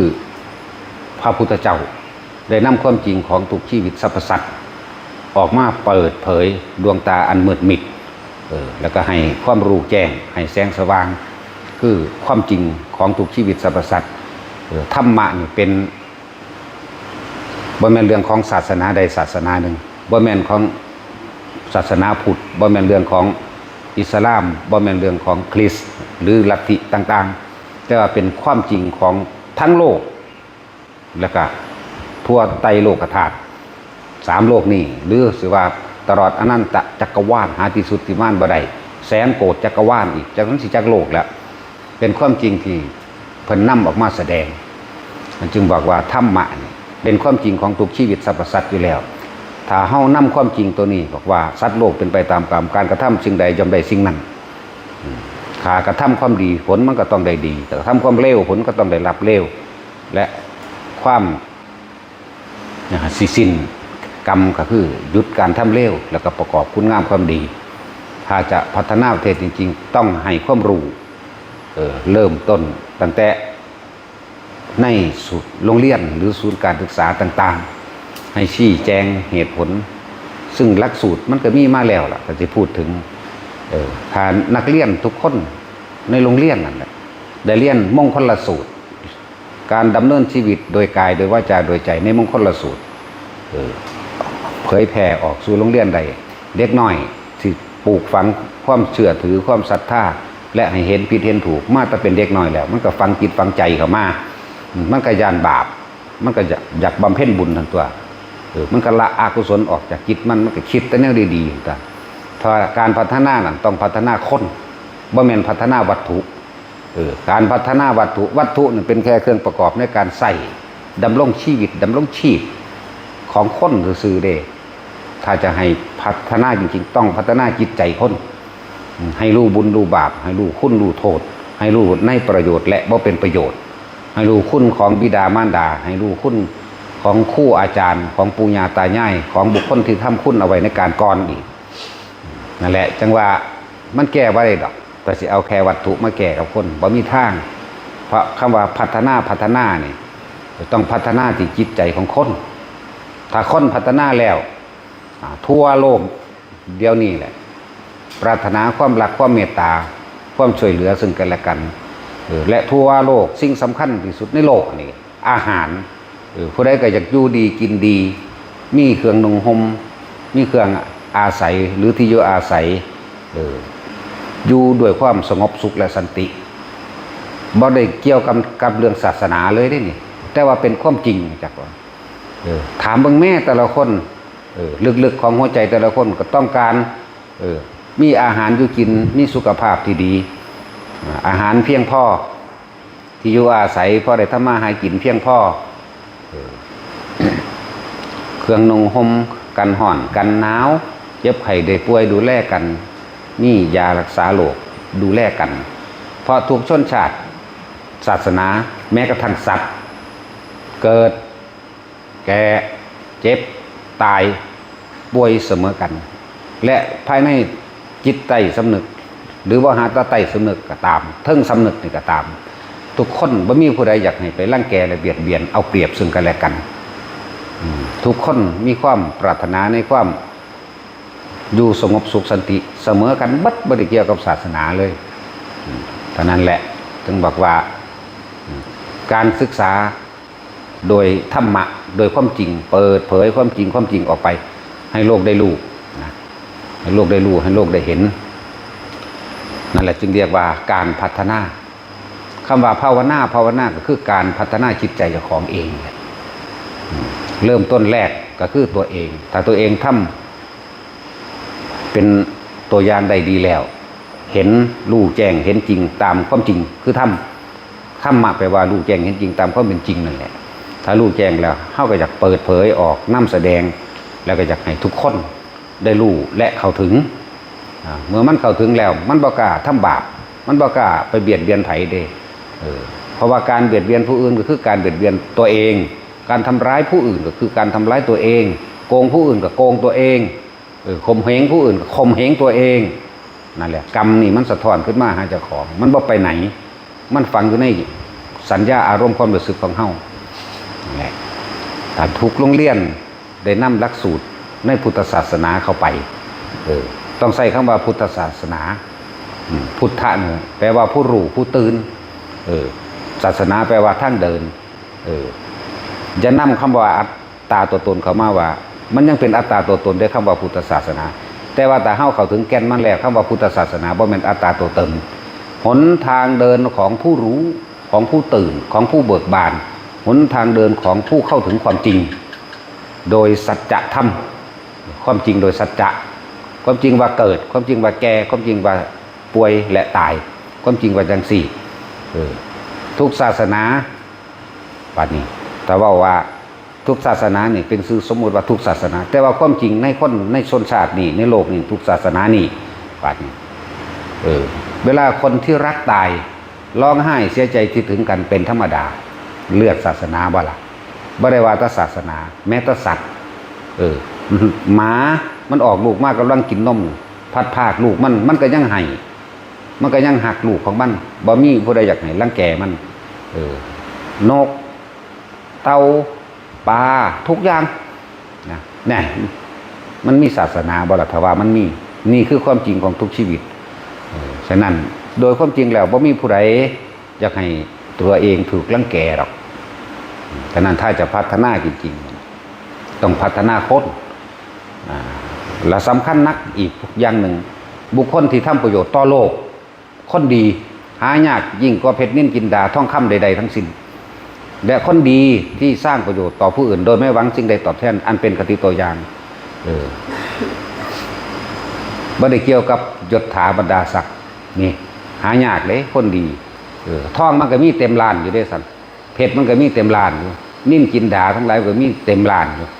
ไปหาล้านใดก็มีแต่ว่าคนดีเพียงคนเดียวหายากและ ควรส่งเสริมสนับสนุนรักษาบุคคลผู้ทำประโยชน์ต่อโลกจากบ่ล่ะยกตัวอย่างคือบุคคลที่ทำประโยชน์ต่อโลกมีพระพุทธเจ้าเป็นที่หนึ่งอยู่แล้วอริยสงสาวกล่องลงมาสมัยนี้เฮาพอได้ยินสื่อเสียงคือหลวงตาบัวหลวงตาบัวบ้านตาดนั่นไงถ้าได้จังคนบุคคลจังสั่นสมมติว่ามีบุคคลแบบนั้นทุกบ้านมันสิบ่ดีบ่พวกเฮาเนาะควรส่งเสริมและสนับสนุนให้การปกป้องนำเด้ถือว่ามีคนคือหลวงตาบัวนี่บ้านตาดนี่นะเบิดทุกหมู่บ้านมันสิขากันมันสิลักมันปนขี้กันอยู่มันสิอึดอยู่อึดอยากอึดกินอยู่บ่ว่าเพิ่นได้มาเพิ่นก็แบ่งปันเด้เพิ่นบ่ได้เก็บงำใจจักอันจักอย่างสลึงนึงก็บ่มีจังซี่แหมสมควรที่รักษาปกป้องบุคคลผู้ทำเช่นนั้นเดินตามรอยพ่อเดินตามรอยเพิ่นพ่อใดพ่อพระพุทธเจ้านั่นแหละเดินตามรอยพุทธเจ้ายศถาบรรดาศักดิ์และตำแหน่งอำนาจพุทธเจ้าถิ่มมาเบิดละความร่ำความรวยพุทธเจ้าถิ่มมาเบิดแล้วแต่ว่าคนเข้ามาแสวงหาหยังกับเสลดน้ำลายขี้ดังขี้มูกเพิ่นบ่กลับคืนไปคืนกินอีกเด้นึงดุดดังก้อนเขละขี้กระเทอะจักบ่รู้จักขี้กระเทอะบ่พวกหูจักขี้กระเทอะพวกคนนั้นอีสานเฮานั่นน่ะภาษาการของโลกนี่หูจักอยู่ดอกขี้กระเทอะหูจักว่าคนนั้นภาคกลางเอิ้นว่าเสลดเด้อควากออกแบบทมเปะนั่นเขาจะบ่ไปกินอีกเด้นั่นแหละแต่สิรู้จักว่าขี้กระเทอะเด้อนี่ แต่จังซั่นเด้อนั่นแหละพวกเฮาคั่นเป็นหาในจังซั่นแหละ ถึงว่าถ้าจะพัฒนาประเทศจริงๆให้พัฒนาคนพัฒนาความเข้าใจวิธีกลไกของคำว่ากรรมและให้เขาถึงความจริงคือคำว่าธรรมสัตว์โลกเป็นไปตามกรรมเรียกว่าการกระทำของตัวเองนั่นแหละเฮ็ดสิ่งใดก็ได้สิ่งนั้นอยู่แล้วแต่ว่าถ้าเฮาให้ความกระจ่างแจ้งในทุกศูนย์การศึกษานะให้กระจ่างแจ้งครูเป็นอันดับหนึ่งซุมื้อนี่เละเทะเบิดนั่นแหละบ่จักหยังเพราะว่าหยังมันขาดภาควิชาพุทธศาสนาขาดภาควิชาแห่งความจริงของผู้รู้ผู้ตื่นผู้เบิกบานขาดภาควิชาตัวนี้ออกไปมันก็เลยเป็นจังซี่ล่ะสิไปแก้เด็กแว่นบ่สิไปแก้ยาเสพติดสิไปแก้โจรผู้ร้ายโดยเอาคนมาปราบกันนั่นอย่าไปแก้ต้องแก้ที่จิตใจซะก่อนมันเริ่มต้นได้ในวันนี้นะทุกอย่างเริ่มต้นใหม่ได้ทั้งเบิดสิไปแก้ปราบโจรทั้งหลายสิแก้ปราบยาทั้งหลายมันแปลกบ่ล่ะทั้งปราบทั้งหลายเนาะนั่นแล้วถ้าจะปราบต้องปราบจิตใจเจ้าของเองจึงบอกว่าถ้าทุกคนเข้าถึงธรรมเข้าถึงความจริงของชีวิตแล้วบาปมีบุญมีสวรรค์มีนรกมีพรหมโลกมีนิพพานมีทำดีก็ต้องเดินไปตามเหตุปัจจัยของการได้ดีตามเหตุปัจจัยที่เจ้าของกระทำไว้เพราะสิ่งนี้มีมันจึงมีเด้มันจึงมีสิ่งที่เกิดขึ้นต่อไปเป็นผลรองรับ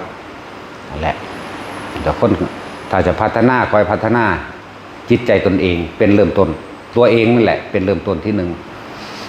แต่มันเป็นตัวอย่างได้แล้วคนที่ทำประโยชน์ต่อสาธารณะบุคคลและสัตว์หายากเด้คนดีเพียงคนเดียวนี่หายากก็อันใดเด้แต่คนจังสันไปทั้งใดก็สร้างมีแต่พัฒนาสร้างแต่ประโยชน์เด้สร้างประโยชน์โลกตลอดไปอยู่ทินฐานใดก็สร้างคนจังสันสร้างประโยชน์ตลอดแล้วมีเอากันแล้วกันได้เป็นบุคคลที่สละให้เห็นเป็นตัวอย่างแล้วทุกคนสมควรที่สิปกปักรักษาเลยแต่ว่าไปรักษาคนที่จะไปรักษาผีทั้งใดเลยแม่นบ่ล่ะนั่นแหละจะเห็นคาตอนที่มันตายคนเฮาส่วนมากนั่นแหละจะไปเห็นคาของคนตายมากกว่าหลวงปู่พุทธทาสจังสี่โอ้เป็นบุคคลสำคัญของโลกสาขาสันติสันตาคันติโลกเพิ่นตายแล้วได้ยังไงเพิ่นผู้ที่สองหลวงปู่มั่นจังสี่โอ้ยยกย่องหลายเนาะว่าเป็นบุคคลสำคัญโลกสาขาสันติภาพโลกเพื่อก่อเกิดประโยชน์ยังก็ว่าไปเด้เพิ่นตายแล้วได้จังเอาให้ตอนเป็นบ่ให้เด้เนาะมันแปลกบ่ล่ะจังสั้นแล้วบอกว่าไปรักษาผีจังใดรักษาคนที่บนเท่าท่านตายตัว คนผู้นั้นนี่นำประโยชน์ถึงว่าตอนที่เพิ่นบ่ท่าน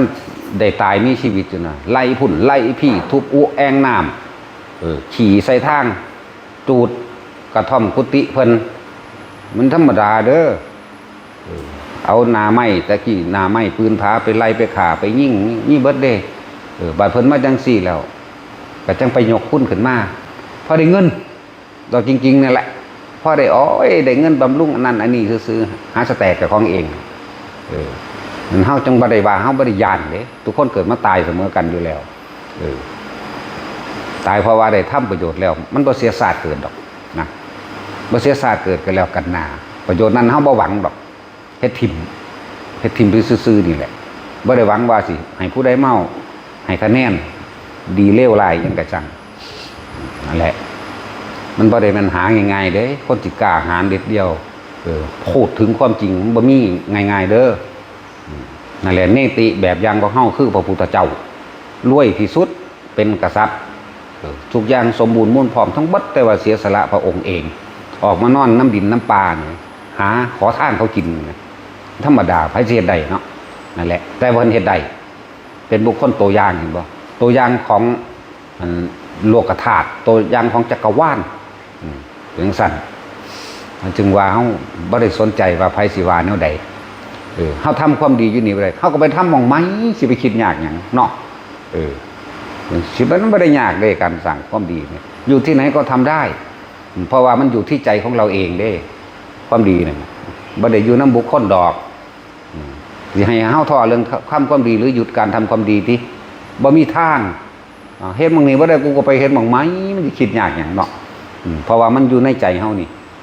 แหละจึงบอกว่าถ้าจะพัฒนาประเทศให้พัฒนาจิตใจของคนซะก่อนให้เข้าถึงความจริงของโลกให้เข้าถึงความจริงโดยธรรมนั่นแหละจังว่า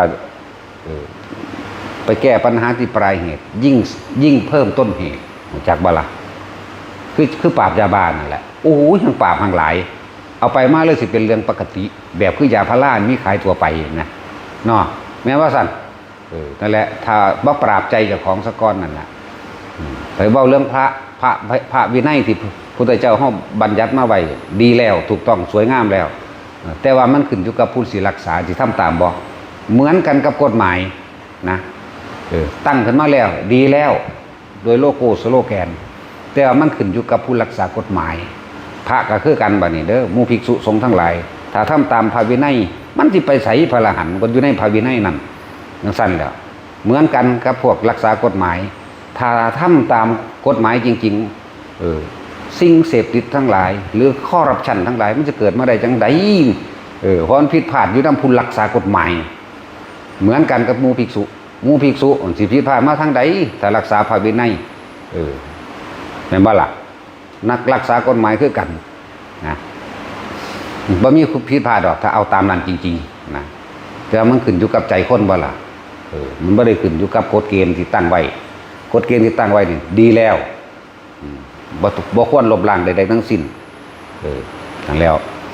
แต่บอกทั้งโลกทั้งธรรมเลยนี่สองอย่างล่ะถ้าปราบมันสิ่งเสพติดหรือเข้าราชการกับปราบผู้รักษากฎหมาย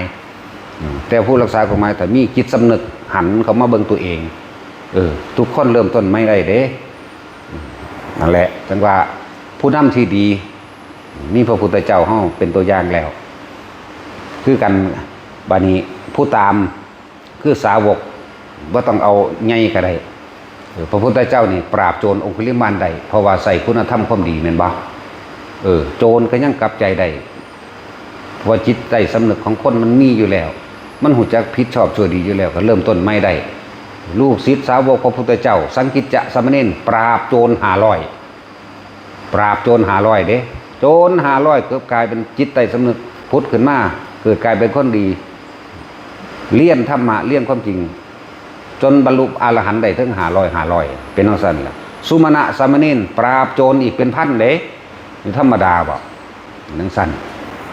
แม้โจรที่มาอยู่ในประเทศไทยเฮาสมัยตะกี้บ่ได้ชื่อว่าไทยภูเขาสุวรรณบรรพตที่เพิ่นประทับร้อยพระบาทได้นั่นเรียกว่าภิกษุฆาตกรแต่ว่าเขาเขียนชื่อให้เพิ่นใหม่ซื่อๆอยากให้มันงามบุคคลผู้ฆ่าคนเป็นอากินได้บุคคลคนนั้นพระพุทธเจ้ามาปราบพระโมคคัลลามาก่อนพระโมคคัลลามา บ่แม่นวิสัยที่เพิ่นจะเอาลงได้คนผู้นั้นมีทิฏฐิแรงกล้าเป็นเจ้ารัฐิพร้อมนะอยู่อันสระบุรีนั่นแหละอยู่สระบุรีนั่นแหละพุทธเจ้ามาปราบและมีลูกน้องเป็นโจรถึง 35,000 กว่าคนพุทธเจ้าปราบด้วยเอาความดีให้เห็นนำความรู้โดยความจริงโดยธรรมออกมาเปิดเผยรู้แจ้งแท่งตลอดแสดงออกผู้นั้นคล้อยตามเห็นตามบรรลุธรรมสิเสด็จไปตามพระพุทธเจ้าพระเจ้าบ่ให้ไปอยู่นี่ล่ะเธอได้สร้างทิฏฐิไปหม่องนี้เดียวเธอต้องอยู่นี่ก็เลยได้อยู่เห็นบ่ล่ะแล้วสุดท้ายแล้วนำความจริงออกมาแสดงเลยได้พระอรหันต์มาเพิ่ม 35,000 กว่าคนธรรมดานั่นแหละภิกษุองค์นั้นชื่อว่าคาตระจริงๆก็คือนายฆาตกรนั่นแหละคือว่าสั้นนั่นแหละเป็นญาติพี่น้องกันกับพระปุณณะเป็นคนไต้เดี๋ยวที่พูดถึงสมัยนั้นคนไปหาขายเกลือคนภาคใต้ภาคกลางต่อกันนั่นแหละเอาเกลือไปขายทั้งกรุงสาวัตถีเดี๋ยวฟังธรรมพระพุทธเจ้ามันเดี๋ยวฟังธรรมพระพุทธเจ้าแล้วบวชเมื่อบวชแล้วก็บรรลุเมื่อบรรลุแล้วก็นำเรื่องเล่าต่างๆคุยกันกับพระโมคคัลลาบอกเรื่องพระโมคคัลลาเป็นผู้มีฤทธิ์เด้ครับมีผู้หนึ่งซึ่งเป็นญาติกันกับเพิ่นนั่นแหละอยู่หันแหละว่าพระโมคคัลลากับมาปราบโดยฤทธิ์เขาก็มีคือกันพี่ปราบบ่ได้ที่เขาก็มีไอ้ในจุดมหาโจรฆาตกรนั่นน่ะทางสั่นมีลูกน้อง 37,000 นี่แหละกลัวพร้อมประมาณนั้นพระโมคคัลลาเฮ็ดจังได๋ก็ปราบบ่ได้นะเลยไปบอกพุทธเจ้าว่ามันบ่แม่นวิสัยของเธอเพิ่นก็เลยมาเองนั่นแหละธรรมะนี่สามารถทำโจรเป็นคนดีได้เด้นั่นแหละโจร 37,000 คนบวชเนี่ยจังซั่นว่าเริ่มต้นไม่ได้ทุกคนนั่นแหละถ้าจะพัฒนาจริงๆเลยให้พัฒนาโดยธรรมนั่นแหละให้นำความจริงให้นำคำว่าบุญคุณให้นำคำว่าบุญคุณของพ่อของแม่บุญคุณของบุคคลที่ทำคุณเอาไว้ในการก่อนนี่พระมหากษัตริย์เป็นต้นกษัตริย์นี่เป็นผู้เสียสละเป็นศาสตร์เป็นนักรบเป็นผู้หักประชาชนเสมอกันเห็นบ่ลูกเพิ่นเบิดนั่นแหละจังว่าพวกเฮาเป็นลูกเพิ่นเบิด บ่มีผู้ใดมาฆ่าลูกของดอกมีแต่เฮาคิดเอาเองบ่แม่นบ่มีทางแล้วถ้าจะพัฒนาประเทศชาติให้เจริญรุ่งเรืองจริงๆจงพัฒนาที่จิตใจคือเอาธรรมะนำความจริงเข้าไปพัฒนาแต่ว่าถ้ามันเหลือวิสัยเป็นไปไม่ได้พวกเฮาเริ่มต้นที่ตัวเราเองเด้อเริ่มต้นที่เฮาเองแต่เฮาบ่เฮ็ดเป็นตัวอย่างดอกไผสิมาเป็นตัวอย่างบ่ต้องย่านดอกตายคือเก่ารู้จักบ่ล่ะนี่บอกมองมันสุดเจ้าเลวเจ้าก็ตายคือเก่าเจ้าบ่เลวเจ้าก็ตายคือเก่าแต่ว่าเจ้าดีนี่เป็นตัวอย่างที่ดีเป็นคติที่ดีนี่ตายบ่เสียที่ชาติเกิดเด้นั่นแหละจังว่าถ้าทำเพื่อตัวเองมันก็อยู่แค่ตายนั่นแหละลูกเต่าเล่าล้านเจ้าก็คิดฮอดเพียงข้าวเดียวแต่ทำเพื่อโลกเด้มันอยู่จนนิรันดร์เด้คือพระพุทธเจ้านั่นแหละทำเพื่อโลกซื้อคำว่าพุทธะนี่มีมาตั้งสมัยกาลไหนเอาแบบอย่างเฮ็ดโลดโสตายใส่โลดบ่โสมันก็ตายอยู่แล้วนอนอยู่เฮือนสุขสบายขาไกวหั่งมันก็ตายเป็นยังจังบ่ตายให้คนคิดถึงเลยเนาะแต่ตายคนคิดถึงเพราะความดีเด้คนเฮาคิดถึงกันเพราะมีผลประโยชน์แจ้งปานนั้นตัวถ้าบ่มีผลประโยชน์บ่คิดถึงได้แต่ว่าบุคคลผู้ทำประโยชน์ไม่พึงควรหวังประโยชน์แม้ชื่อเสียงแม้คำขอบคุณบ่มีนี่ตั้งหากล่ะมีผู้ใดไปขอบคุณพระพุทธเจ้าหรือขอบคุณเพิ่นก็บ่ได้สนใจเด้นั่นแหละตัวอย่างของเฮาตัวอย่างนั่นนั่นแหละเฮาทำดีบ่เป็นทำดีเพื่อตนเด้ทำดีเพื่อคนอื่นนั่นแหละให้เขาฮู้แจ้งว่าเป็นจริงเสียสละตัวเองเด้มันธรรมดาเด้มันแม่นเรื่องเว้าเล่นๆเด้เป็นอีหลีมาพอแห้งนี่เฮาก็เว้าเรื่องของเฮานั่นแหละเทียบจริงๆแล้วก็ดีเทียบเอาเฮามีตัวอย่างเฮาเลยทำตามแบบอย่างเนติแบบอย่างคือพุทธเจ้าอย่างสั้นแล้วจังว่าคือจังเฮาเว้าอยู่ซุมื้อนี่ผู้ใดเป็นผู้เปิดเผยเปิดฟ้าหมอเปิดดวงตามืดบอดหลวงตาบัวเฮาเอิ้นแต่อีพอดอกเฮาบ่ได้เอิ้นอย่างอื่นดอกอย่างคนบ่จักนำเลยว่าหลวงตาบัวบรรดาแต่บ่มีหลวงตาบัวก็บ่มีเฮาคือกันนั่นแหละเนติแบบอย่างอันในศาสตร์นี้ที่มาเห็นนะจังซั่นเฮาบ่ได้เสพเสี่ยวอีหยังเพิ่นอยู่ เพิ่นสงเคราะห์โลกสร้างโรงพยาบาลก็นับบ่ได้สร้างโรงเรียนก็นับบ่ได้สงเคราะห์คนทุกข์คนยากคนจนคนบ่มีบ้านอยู่คนขี้ทูดกุดถังโลกเลื่อนนับบ่ได้นับเป็นจำนวนเงินจำไม่ได้เพิ่นว่าจังซั่นแล้วแหละเฮ็ดเฮามีตัวอย่างที่ดีแล้วก็เฮ็ดตามตัวอย่างเลยสิย่านอีหยังอย่างตายคือเก่าแหละอย่าไปเงิดนะภาษาตายเป็นเรื่องที่สบายมากๆจักว่าอยู่หรือตายมีค่าเสมอกันเพราะบ่หวังเฮ็ดไปจังซั่นเฮ็ดไปซ้ำตายนั่นก็บ่ลงหม่องตายเด้เนาะคิดถึงหม่องตายแหน่ไผก็ดีแต่ว่าหั่นเจ้าของมีหยังเป็นเครื่องระลึกนึกถึงในความดีจริงๆบ่คนเฮาคิดถึงกันด้วยความเคารพนับถือจริงๆบ่แม่นยศถาบรรดาศักดิ์และอำนาจเด้อประโยชน์มีผลประโยชน์เท่านั้นก็จังสินับถือเอาคิดเบิ่งเด้อพวกเจ้ามีเจ้านายสวัสดีครับเจ้านายไหว้เขาที่จริงมันเป็นประเภทนี้นิยมโดยว่าเขาเป็นเจ้านายย่านยศถาบรรดาศักดิ์ว่าเขาสูงกว่าซื่อๆเด้แม่นบ่เอาเขาลบเขานั่นที่จริงอีหามเอ้ยหลดแล้วแม่นบ่ล่ะจนกูสั่งมันใส่อำนาจหน้าที่อันนั้นอันนี้คนกดขี่ข่มเหงเด้แต่คนดีนั่นน่ะบ่ได้ใส่อำนาจหน้าที่กดขี่ข่มเหงแต่ว่าใส่ความจริงใจความรักความปรารถนาดีความมีเมตตาซึ่งกันและกันนะความกรุณาซอยเหลืออย่างจริงใจเมตตาอย่างจริงใจกรุณาอย่างจริงใจมุทิตาบ่เคยอิจฉาริษยาไผเห็นผู้ใดทำดีก็ร่วมมุทิตาไปด้วยอุเบกขาว่างจิตเป็นกลางเสมอภาคกระทำกับบุคคลทั้งหลายเสมอกันเด้แล้วมันเป็นสี่เด้มันหายากก็ยังไงเด้แต่ว่าหาเพชรประเทศใดมันก็มีเนาะบ้านเมืองใดมันก็มีหาเพชรหาทองหาเงินก็ดีแต่ว่าหาคนมีอันยศทั้งสี่ในร้อยในพ้นในพันมันมีมันมีอยู่สมองแต่หาคนดีเนี่ยบักจักสิหาบางใดกับเบิ่งผลงานเพิ่นเอาตัวเบิ่งผลงานบ่แม่นเบิ่งปากบ่แม่นฟังเสียงจากบ่ล่ะเบิ่งผลงานว่าเฮ็ดอีหยังแน่ก็นั่นแหละตัวอย่างเฮามีอยู่แล้วก็คือพระพุทธเจ้าและอริยสงฆ์อย่างนั้น แล้วถ้าเฮาให้การศึกษาถูกต้องแท้จริงแล้วการศึกษาโดยธรรมะโดยความจริงคือพระปุณณะนำเรื่องเล่าไปบอกพระโมคคัลลานำเรื่องเล่าไปบอกพระพุทธเจ้าก็มาให้ความรู้ความจริงมหาโจรทั้งหลาย 37,000 เกิดกลายเป็นอริยะเจ้าได้นั่นไหมจังสั้นตัวสังกิจจะสามเณรนี่น้อยมีลูกศิษย์เป็นมหาโจรอยู่เมืองสาวัตถีนี่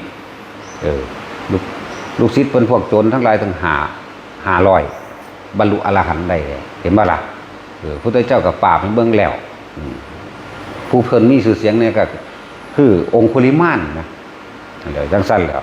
พุทธเจ้าก็เอาความรู้โดยธรรมนี่เด้ล่ะจังกลับกลายเป็นคนดีได้จังสั้นตัวแล้วจังบอกว่าคนดีที่เลยดีไปแล้วโดยว่าเอาดีหายากว่าแล้วจังบอกว่าถ้าจะพัฒนาประเทศนะพัฒนาจิตใจนี่แหละจะพัฒนาวัตถุเฮ็ดจังไดก็บ่พอดอกคือเอาเงินให้คนนั่นแหละมันพ่อเป็นอยู่บ่นั่นนั่นแหละจังบอกว่าถ้าจะสร้างความดีคือว่าคนที่บ่มีที่อยู่อาศัยบ่มีอาหารกินก็แบ่งปันที่ดินให้กันตัวแบ่งพันธุ์เขาให้เขาปลูกเขากินเป็นตัวบ่แม่นเอาปั้นเขาสุกให้เขากินเข้าใจบ่ล่ะบ่แม่นแต่แค่ว่าเอาเงินให้ต้องสอนวิธีให้เขาหาเงินให้มันเป็นบ่แม่นเอาพักให้โดยสำเร็จแล้วกัดกินเลยสอนวิธีให้เขาปลูกผักกินเองเป็นตัวสอนวิธีให้เขาปลูกมันปลูกผลไม้รากไม้กินเองเป็นนั่นแหละเอาต้นมันพุ่นสอนมองใดเอาใจนั่นว่าสัตว์สอนใจมันได้ให้มันเกิดความเข้าใจในการสร้างหลักฐานชีวิตในการดำเนินชีวิตที่ถูกต้องเห็นป่ะสัมมาทิฏฐิกัปโปวาจากัมมันตัวอาชีโววาจโมสติสมาธิมันก็ไหลไปของมันจังสั่นแหละแต่เฮาให้ข้อมูลที่ถูกต้องแล้วคนมันบ่ขากันดอกเห็นคือเขาปราบยาบ้ายิ่งปราบยิ่งเยอะแม่นบ่นั่นแหละจังสั่นแล้วมันต้องปราบเจ้าของก่อนด้วยผู้ไปปราบถึงสั่นแหละนี่คือความจริงนั่นแหละผู้ใดก็ประสบพบมาแนวนี้เบิดทางบ่กล้าเว้าบ่กล้าเว้าบ่กล้าเปิดเผยผู้ใดก็อะยันเขาหาเรื่องใส่คือว่าแล้วมันก็เป็นจังซั่นอีหลีเขายัดให้รถได้คดีนี่เนาะ เจ้าผิดทันทีโลดแต่ของเขาหลายนับก็บ่ได้สัตว์กันนัวเนียอยู่เท่าเดี๋ยวนี้แหละเห็นว่าล่ะเมื่อซ้ำว่าตายก็เว้าแมงโลดแล้วหาเขามายิ่งตายเดี๋ยวนี้คือมันสิบ่ได้เว้าว่ะเนาะนั่นแหละพอ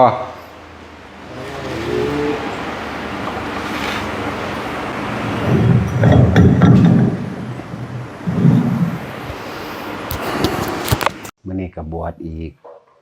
สองลูก2 คนพวกที่ว่ามีพ่อแม่ป่วยหรือญาติป่วยควรสิเฮ็ดจังได๋ที่ถามมาจังซั่นก็ให้ฟังธรรมะหาธรรมะที่มันเป็นเกี่ยวกับการสิเฮ็ดให้หลุดพ้นไปเลยโลดมาให้เราฟังพวกดูแลคนป่วยว่าสิเฮ็ดจังได๋แบบใดว่าให้หาธรรมะที่เพิ่นแสดงธรรมเกี่ยวกับความ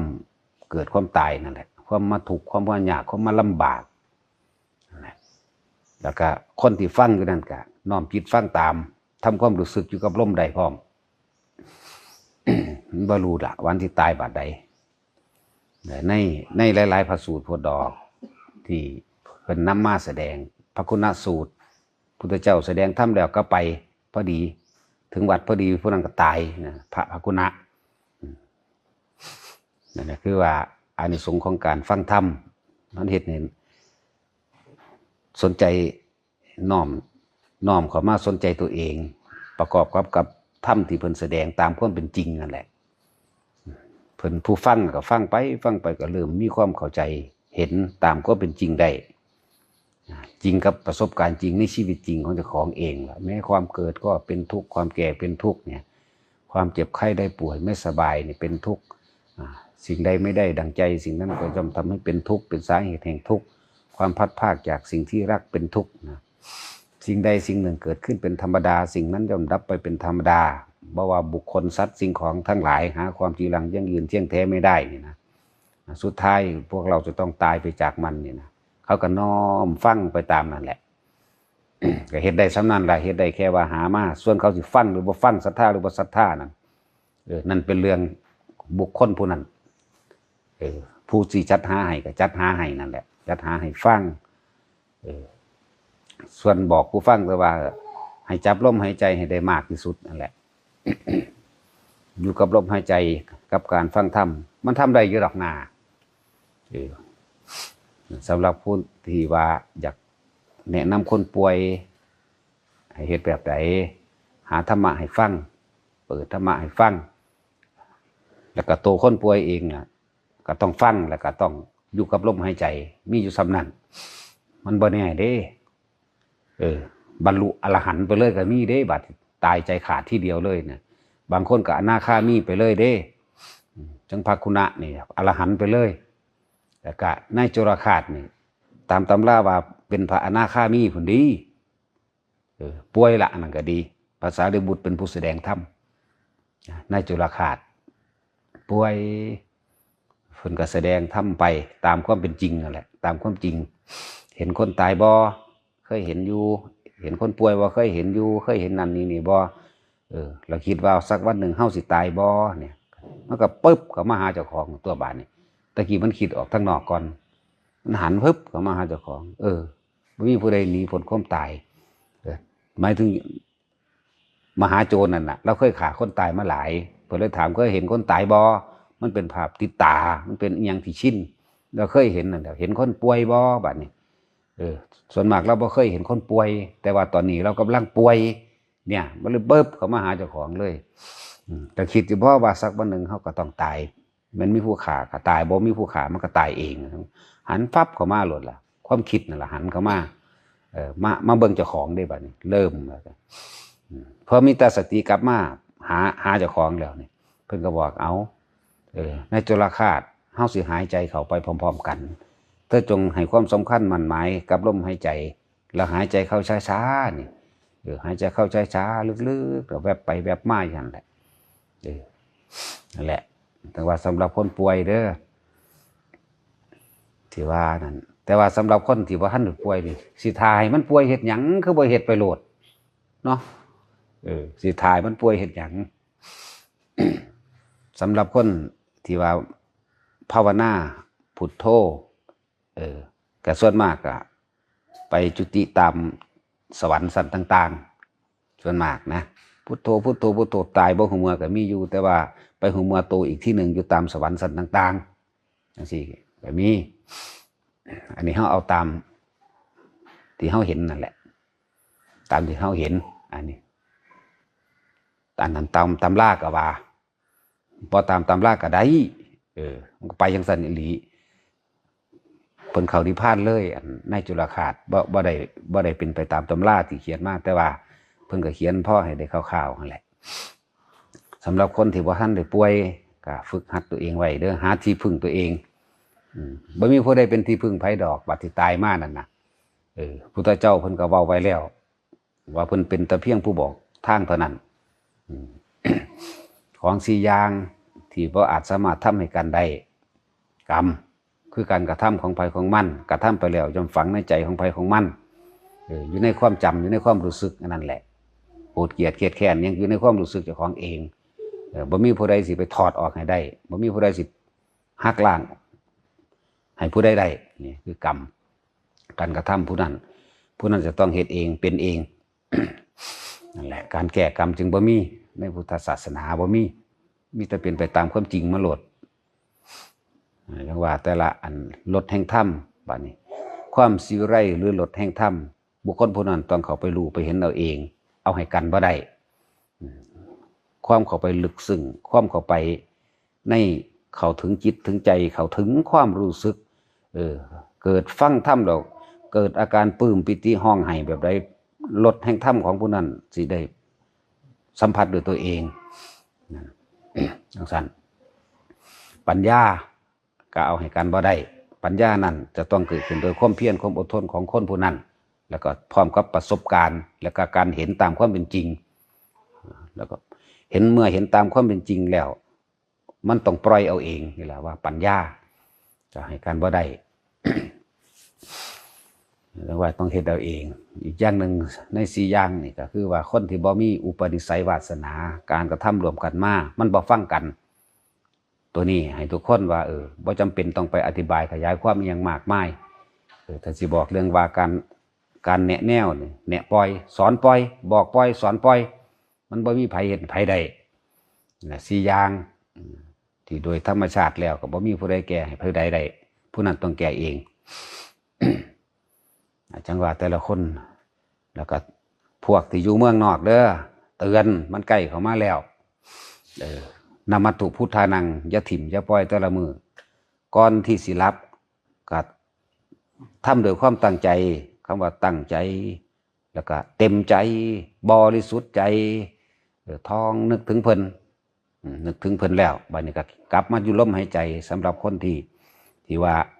นอนที่นอนว่าโลดมันบ่บาปดอกนอนว่าไปเรื่อยจนหลับก็ได้ถ้าบางคนจับลมหายใจจับจุดมันลมหรือว่าลมหายใจบ่ทันได้ก็ท่องเอาอันนี้แหละให้มันเป็นหนึ่งเดียวกับความคิดเจ้าของเองหรือจึงบอกว่าตั้งใจเต็มใจมันเป็นสมาธิแล้วตั้งใจคำว่าตั้งใจสิระลึกนึกถึงหรือทำความเคารพนอบน้อมพระพุทธเจ้าเด่นก็ว่าไปโลดตั้งใจว่านี่นมัตถุพุทธานังนมัตถุโพธิยาตั้งใจว่าเป็นสมาธิแล้วเด่นนะสำนันหนึ่งเด่นมันไม่ได้ยากยังได้สมาธิเอาจนว่ามันหลับไปก็ได้แล้วก็ทอนตื่นนอนสำหรับคนที่จับลมหายใจได้แล้วก็จับลมหายใจก่อนอันนี้สำคัญกว่าอีกสำคัญกว่าจับลมหายใจก่อนเขามาจับจุดลมหายใจก่อนแม้ได้ชั่วขณะหนึ่งแค่เสี้ยววินาที2 วินาทีนี่ก็เอาหน้ามีอาการปิติอุณโลมเกิดวาบขึ้นขนลุกขนพองตามหัวกระซางลุกไปแบบนี้บ่แม่นลุกแล้วจังเฮ็ดเด้นี่แหละตัวหนึ่งตัวสติมันบ่เร็วนะตัวตะตื่นมือง่วงเงี้ยขึ้นมาเฝ้าเพิบเข้ามาลมหายใจโลดสำหรับคนที่จับลมหายใจหรืออุณโลมบ่ทันใดกันตื่นเพิบเข้ามาดึงเข้ามาโลดนมัตถุพุทธานังโลดทำความเคารพนอบน้อมพุทธเจ้าโลดจิตมันสิมีที่พึ่งอย่างน้อยๆก็ดีมันบ่หน่อยได้ล่ะแต่ว่าอย่างน้อยๆก็ดีนมัตถุพุทธานังโลดเป็นยังคือว่าหาที่พึ่งที่เกาะกับที่พึ่งที่เกาะของความคิดเจ้าของเองแหละมันจังบ่ได้เกาะหม่องไม้ อารมณ์จิตแรกเลยนะอารมณ์จิตแรกทำความรู้สึกแรกทำความรู้สึกแรกให้เข้าถึงหรือทำความนอบน้อมฟังคำแปลดีๆได้ขอความเคารพนอบน้อมเนี่ยของข้าพเจ้าจงถึงแด่พระผู้มีพระภาคเจ้าทุกพระองค์เด่นนอบน้อมพระพุทธเจ้าเบิดทุกพระองค์พร้อมขอความเคารพนอบน้อมของข้าพเจ้าจงถึงแด่พระโพธิญาณอันเป็นเครื่องตรัสรู้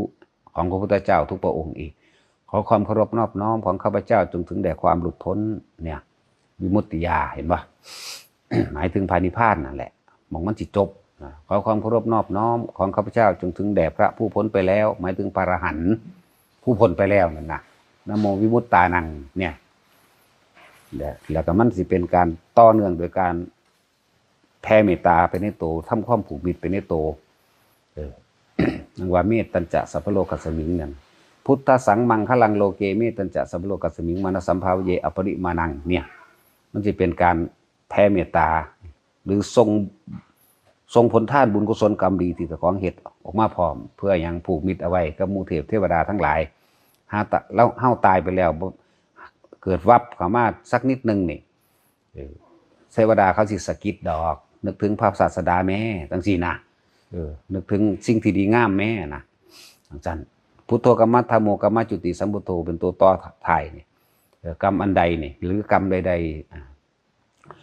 ขอให้อโหสิกรรมซึ่งกันด้วยอำนาจแห่งองค์พระสัมมาสัมพุทธเจ้าเถิดเด่นนะคำเต็มมันบัดนะมัตถุพุทธนังนะมัตถุโพธิยานะโมวิมุตตนังนะโมวิมุตติยานะโมสัพพัญญุตยานะเนี่ยพุทธสังมังคลังโลเกเมตตัญจะสัพพโรกัสสมิงมานะสัมภาวเยอปริมานังพุทโธกัมมัฏฐโมกัมมจุติสัมพุทโธเนี่ยคือมันร่วมเป็นสำเร็จแล้วไว้ในหันแหละคนที่เดินทางไปทั้งใดก็แล้วแต่ถ้านึกไปในใจเนี่ยแผ่เมตตาหรือว่าทำความผูกมิตรไปกับภพภูมิต่างๆไปตามถนนหนทางเลยเด้คนขับรถก็ดีสาวาสำนีนึงก็สิขี้ข้านบาปนันบ่คนก็เลยเนาะถ้าข้านบาหลายก็ตายซะสาสำนีนึงก็เลยสือว่าเขาเจ้าสิไปค้นพ่อสือว่าเขาเจ้าสิเห็นผลเห็นด้วยตัวเองได้บ่แม่นไปว่าไปฟังไผมาบาอีกได้อันนี้ก็เลยแต่ว่าคำสวดคำเบามานี่บ่แม่นว่าแต่งเอาเองเด้เอาน้ำเพิ่นน้ำมัตตุพุทธนังพระพุทธเจ้าแต่งพุทธเจ้าเป็นผู้ว่ามาแม้นพระพุทธเจ้าทั้ง7พระองค์ไม่เคยห่างร้างนี่ไหมไม่เคยห่างร้างนี่มันธรรมดาเด้เป็นไรมัตตาวิปัสสีภาสิขีพุทธะพระเวสสัมภูพระกากุสันโธโกนัมพะกัสสปะแม้เราตถาคตก็ไม่เคยให้ห่างให้ร้างให้ว่างจากการระลึกนึกถึงอันนี้เลยนี่นะแล้วตอนเพิ่นเกิดเป็นนกยุ่งเพิ่นก็ว่าสำนึงแต่ว่าตอนเพิ่นบรรลุแล้วเพิ่นก็ต่อมาอีกสำนึงเด้จังซี่อันนี้จังว่าบ่ได้แต่งเองดอกตัวนี้แต่ว่าอันที่เห็นเองรู้เองนี่ตั้งหากนี่รถแห่งธรรมละอันนี้ว่ามีคุณานุภาพขนาดใดแล้วนี่แหละรถแห่งธรรมเอาให้ไผบ่ได้ความสีวิไลความเข้าไปเห็นเองความเข้าไปลึกซึ้งเองเลยมันบ่มีคำอธิบายได้มาเลยว่าเข้าไปลึกซึ้งนะ มันเป็นสั่น นั่นแหละแล้วก็พุทธสังมังคลังโลกีนี่ก็บ่แม่นแต่งเองอีกตอนที่เขาเจ้าเวียนทักษิณาวัตรเวียนขวา3รอบต่อพระธาตุพนมกับพระมหากัสสปะพระอนุรุทธะพระอานนท์พระยังอีกล่ะพระอุบาลีพระกัจจายนะและ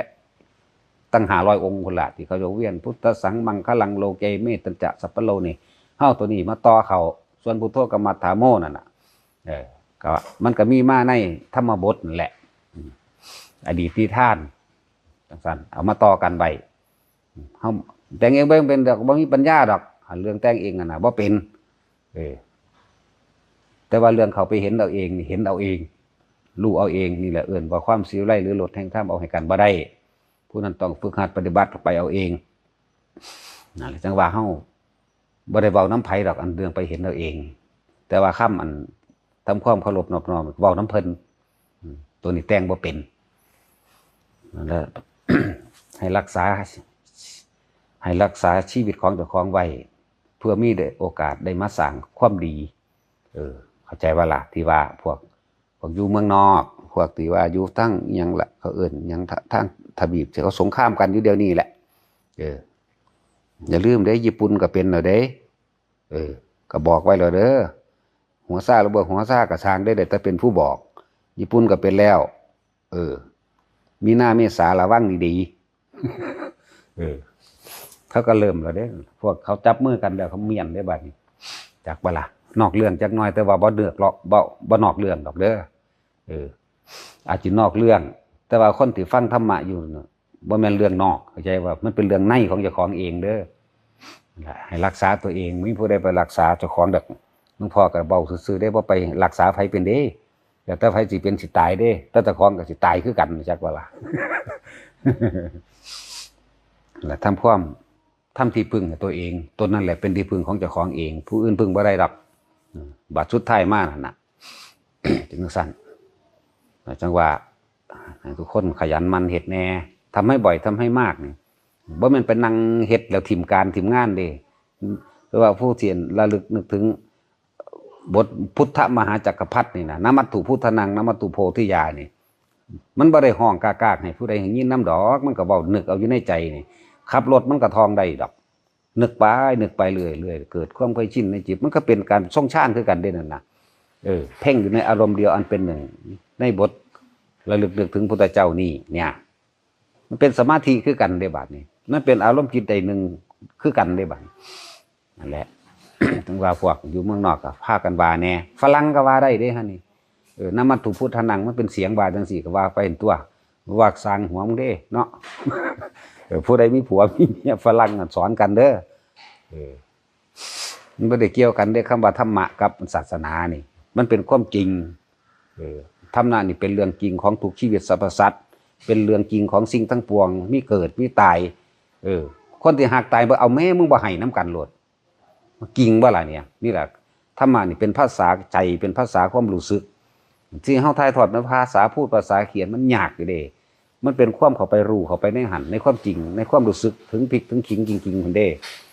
งานธรรมดาเด้บ่ได้เกี่ยวกับว่าศาสนานั้นศาสนานี้เด้ศาสนาใดมันก็ตายคือกันกินข้าวคือกันมันก็ฮ้อนกันหนาวก็ให้น้ำกันคือกันอยู่ไหมมันก็นอนน้ำกันมีลูกน้ำกันคือเก่าอยู่ไหมนี่แม่ความจริงมันไหมมันบ่ได้เกี่ยวว่าศาสนาพุทธศาสนาคริสต์อิสลามเด้ธรรมะเป็นเรื่องจริงเป็นความจริงของทุกชีวิตสรรพสัตว์ทุกเหมือนกันห้อนหนาวเหมือนกันหวาดกลัวย่านตายเหมือนกันกล้าเหมือนกันนี่ไหมแล้วก็สามารถทำความสงบได้เหมือนกันเนี่ยมันบ่ได้แบ่งมันบ่ได้แยกเด้ทุกสิ่งเนื่องกันอยู่ทั้งเบิดนั่นแหละเป็นหนึ่งเดียวกันจักรวาลนี่ก็เป็นหนึ่งเดียวกันคนก็หนึ่งเดียวกันเบิดนั่นแหละถ้าผู้ใดยังแบ่งยังแยกน่ะก็ผู้นั้นก็ยังทุกข์นั่นแหละจังว่าเตือนให้พากันทำให้บ่อยทำให้มากเนี่ยนึกเอาในใจนั่นแหละพวกที่จับจุดนั้นร่มได้แล้วก็จับไปเฮ็ดไปทั้งสองอย่างนั่นแหละมันนั่งจับเบิดมือบ่ได้ก็เอาอันนี้เข้ามาสลับแทน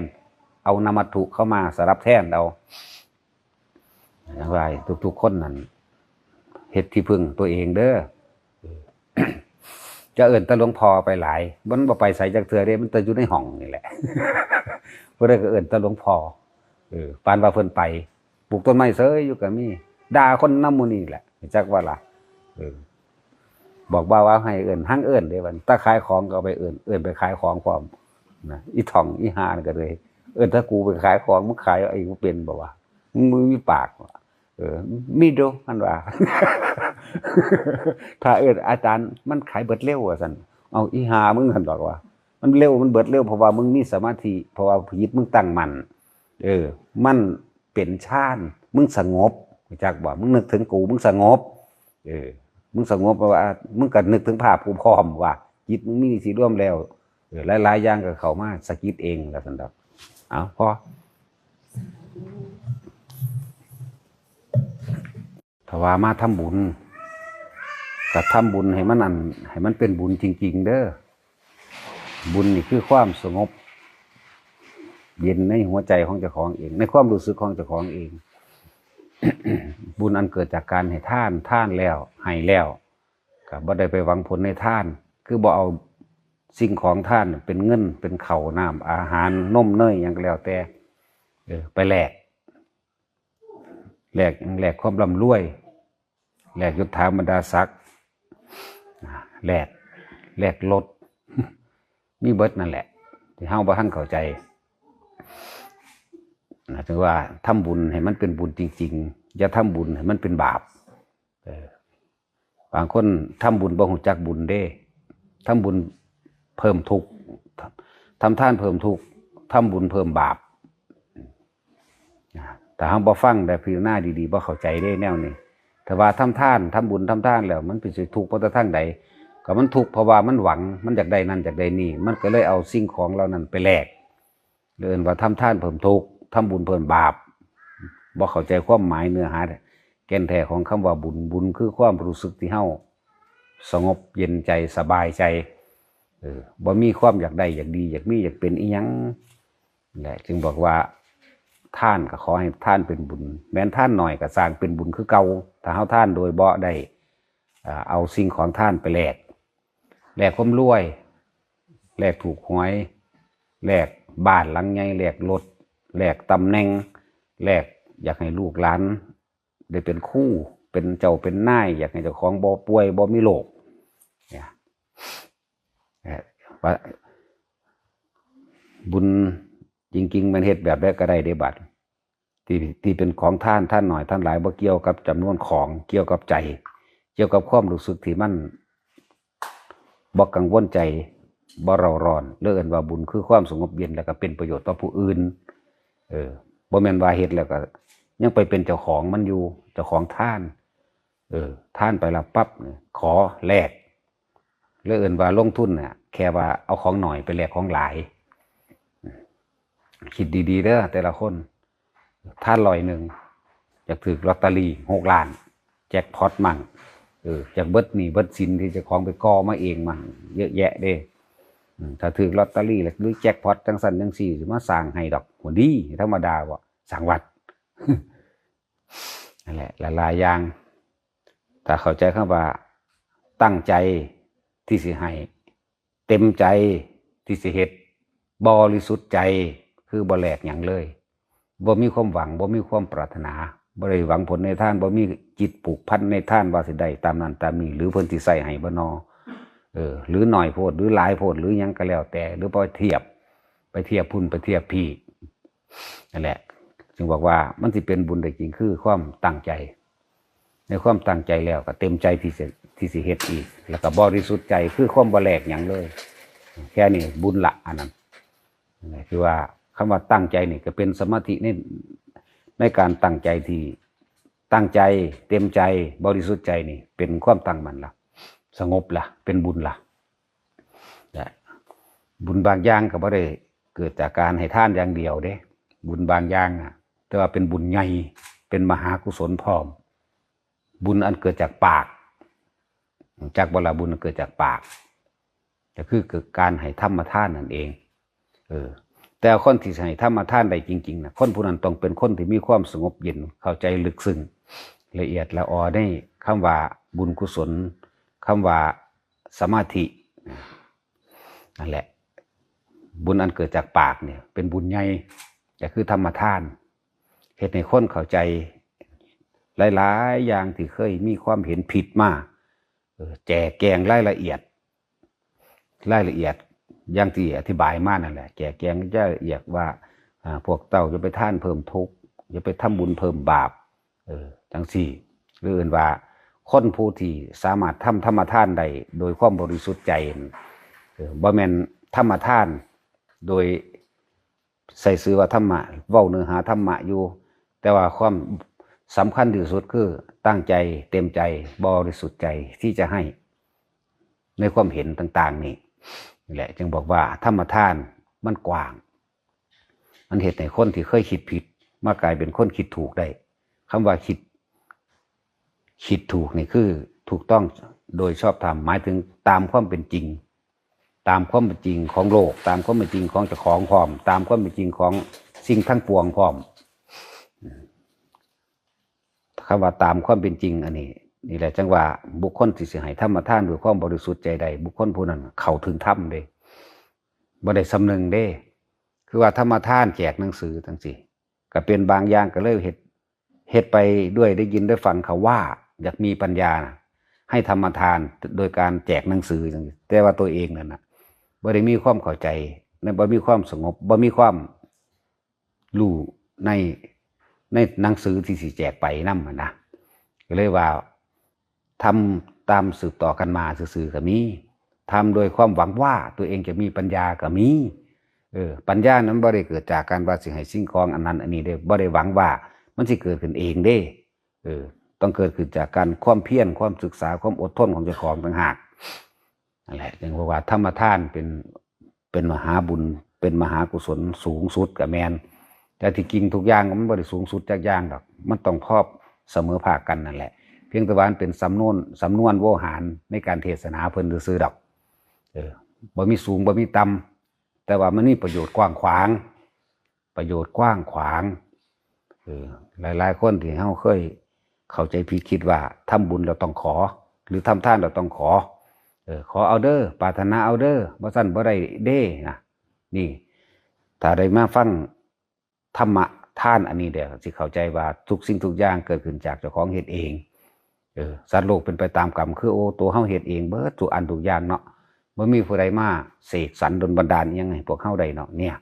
ก็เปลี่ยนจากความเห็นที่เคยมีอันเก่าๆมาเกิดกลายเป็นความเห็นถูกต้องโดยชอบธรรมตามความเป็นจริงอันตะวันนั่นแหละตนแรกเป็นที่พึ่งของตนนะอยากได้ยังเฮ็ดเอานี่แหละตนแรกเป็นที่พึ่งของตนก็เลย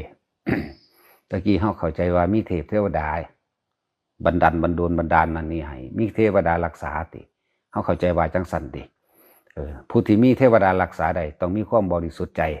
ในขณะใดที่มีความบริสุทธิ์ใจในขณะนั้นมีแน่นอนแต่ว่าต้องเกิดขึ้นจากเจ้าของเด้บ่แม่นเขาสิมาแบบนั้นเด้คือจังเฮาตั้งใจเต็มใจในการทำวัดสาธยายทำคำสอนพุทธเจ้าด้วยความตั้งใจและเต็มใจบริสุทธิ์ใจในการสวดมนต์สวดเพื่อสิรักษาเนื้อหาทรงธรรมคำสอนของพุทธเจ้าเพื่อสวดเพื่อสิให้พระธรรมนี่แผ่กระจายออกไปโดยความเต็มใจบริสุทธิ์ใจบ่ได้หวังหยังบ่ได้แลกหยังบ่ได้อีหยังทั้งสิ้นจังซี่นั่นแหละศีลสมาธิปัญญาเกิดพร้อมศีลมันก็เกิดพร้อมแบบใดในขณะที่เฮาตั้งใจสวดมนต์เกิดพร้อมในขณะนั้นแหละที่เฮาบ่ได้มีความคิดนิดนึงน้อยนึงก็บ่มีเลยในการจะไปทำลายเบียดเบียนเนี่ยให้ผู้ใดผู้หนึ่งเสียชีวิตและทรัพย์สินตลอดทั้งคนและสัตว์พร้อมเด้บ่มีทำลายเบียดเบียนในลักษณะใดก็สร้างทำลายในลักษณะใดก็ตามบ่มีแล้วเอิ้นว่ามันบริสุทธิ์ใจแบบนั้นเวลาใดที่เฮาตั้งใจนี่สวดมนต์ทำวัดเด้อนี่ตั้งใจมันก็จ่ออยู่นี่ความคิดเท่าสิจ่ออยู่ในตัวหนังสือนั่นอยู่ในบทสวดนั่นเนี่ยแล้วมันอกุศลมันถูกละไปแล้วกุศลเกิดเมื่อกุศลเกิดแล้ว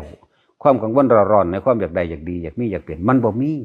เนี่ยเป็นสมาธิแหละเห็นบ่นี่สมาธิแล้วเป็นศีลแล้วเป็นจิตตั้งมั่นแล้วเป็นความบริสุทธิ์แล้วได้ซ้ำนั้นก็ดีปราศจากอกุศลบ่มีความคิดร้ายกับไผทั้งบุคคลทั้งสัตว์นี่แหละจังว่าทำบุญโดยปากก็ดีคือกันบ่ได้ลงทุนอีหยังบ่ได้เสียดายของแต่ว่าต้องเข้าถึงเนื้อหาโดยธรรมเด้ต้องเข้าถึงเนื้อหาของคำสอนเข้าใจความหมายรู้แจ้งแทงตลอดเป็นอย่างดีในความหมายของคำสอนของพระพุทธเจ้าแจกแจงได้ถูกต้องตามความเป็นจริงพร้อมนั่นแหละ คำว่าธรรมทานหลายๆคนก็บ่ได้เข้าถึงเนื้อหามันจริงๆก็มีแต่ว่าอีกอย่างหนึ่งก็บุญอันเกิดจากการค้นขวายโดยทางบุญจังซี่คือปัตตานุโมทนาไมจังซี่บุญอันเกิดจากการอนุโมทนาส่วนบุญของผู้อื่นโดยความบริสุทธิ์ใจนี่ก็เป็นบุญอันเกิดจากการค้นขวายทางบุญคือชักชวนหมู่มาสวดมนต์มาทำวัดมาทำสมาธิมาภาวนานี่ก็เป็นบุญนี่บุญทางปากเห็นบ่นี่บุญทางปาก แม่นเฮาบ่เข้าใจแต่ว่าเฮามีความบริสุทธิ์ใจว่าอยากให้หมู่มาฮู้ไม่เห็นนำเด้ด้วยบริสุทธิ์ใจเนี่ย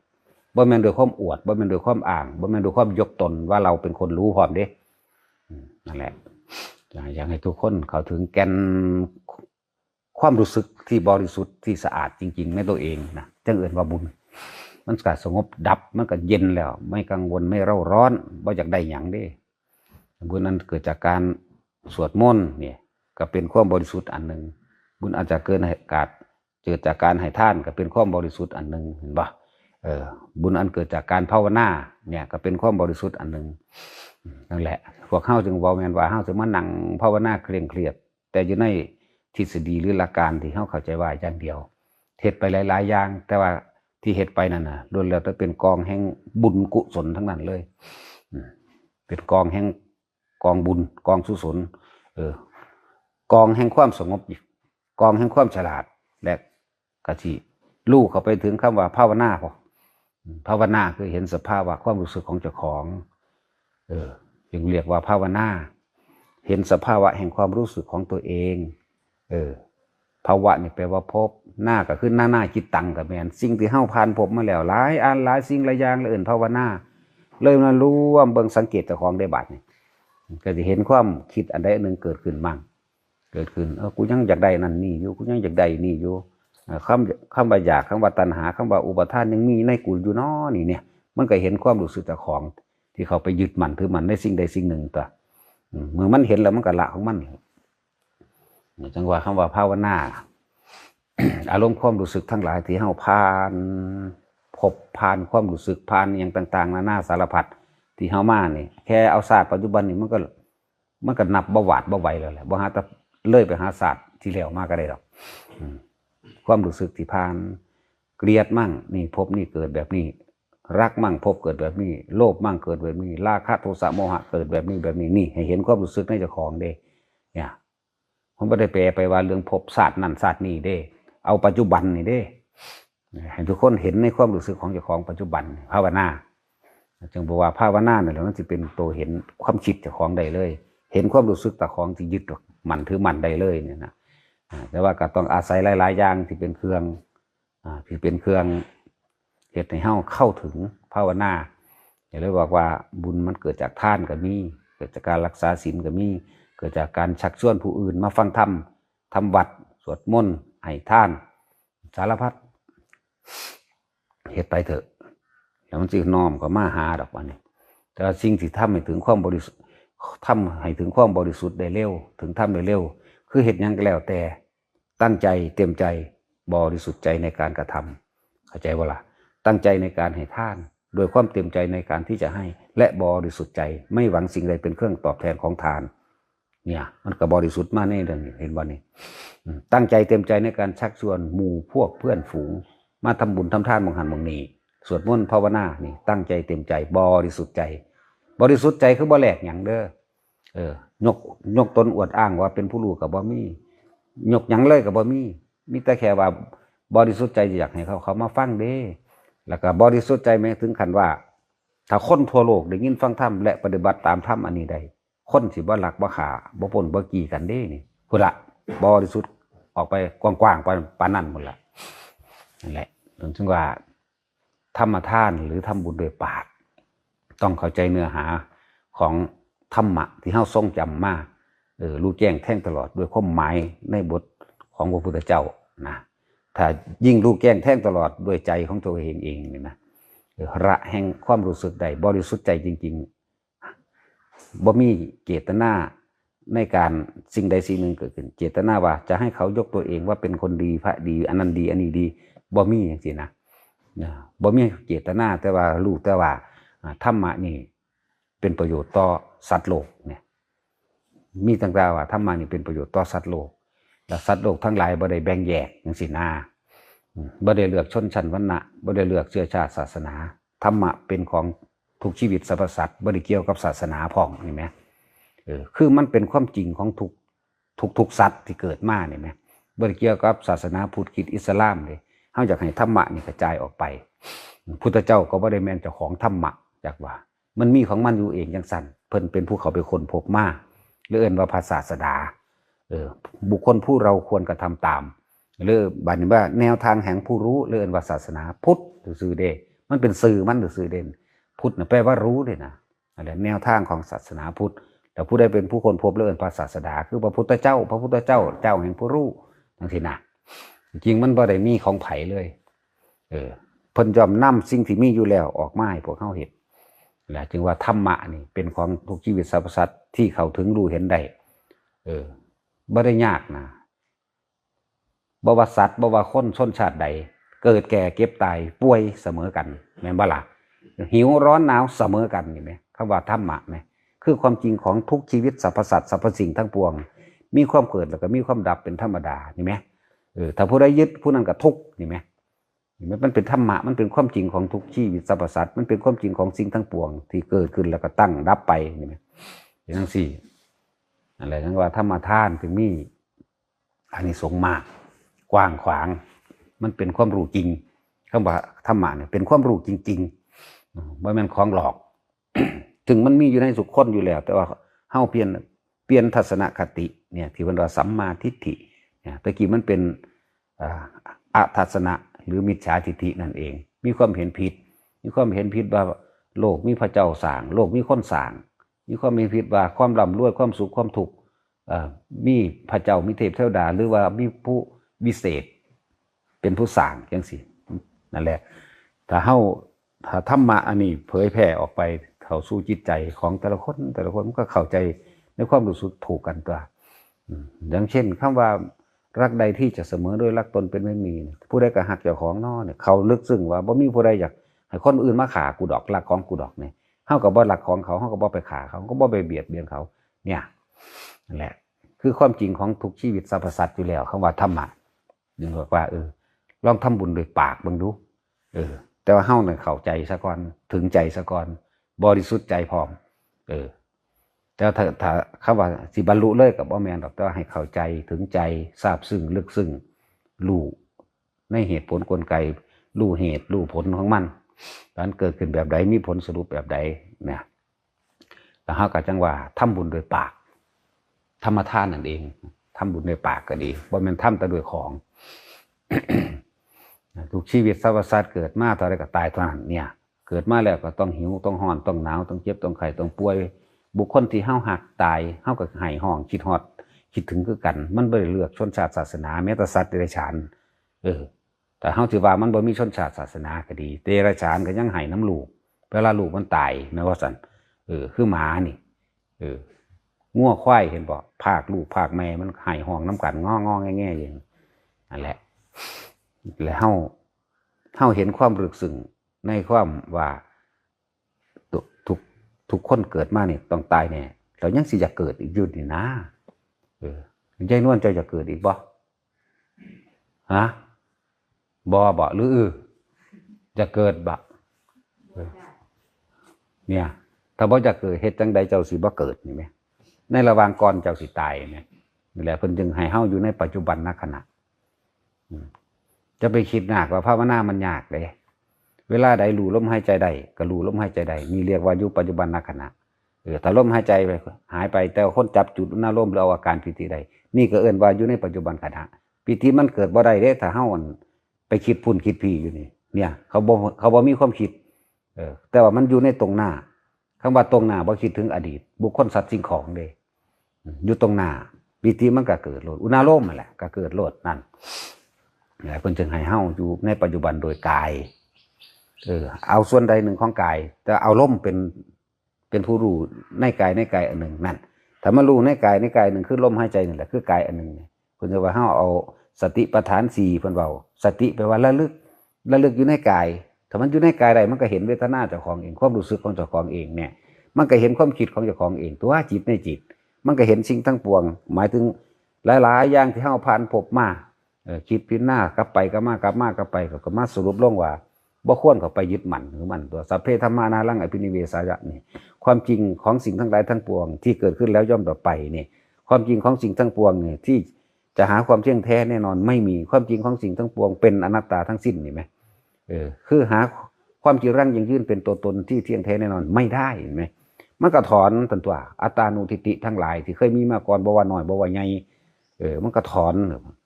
มันก็เริ่มมันอยู่กับตัวเองอยู่กับตัวเองเรื่อยแม้นสิ่งใดสิ่งหนึ่งมากระทบกระทั่งมันบ่ควรยึดมั่นถือมันดึงมาหาลมคือเก่าอยู่ในลมมั่งอยู่ในปิติมั่งอยู่ในเฉพาะงานตรงหน้ามั่งเข้าใจว่าเฉพาะงานตรงหน้าคือเฮาขับรถปั๊บนี่เฮาบ่ได้ไปคิดถึงผู้นั้นผู้นี้แหมเบิ่งทางนี่แหมนี่มันก็เกิดแล้วเด้นี่สมาธิแล้วเด้นั่นน่ะจักบ่ล่ะมันบ่ได้เป็นของยากปานนั้นเด้บ่แม่นว่าเป็นนั่ง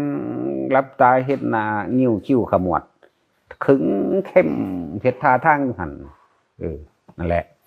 สมาธิแปลว่าจิตตั้งมั่นในความสงบ สงบเนี่ยเอาเพิ่นก็เลยเอากายมาเป็นตัวยึดสงบจักว่าเอาไปสะก้อนยึดกายไปก้อนนั่นแหละ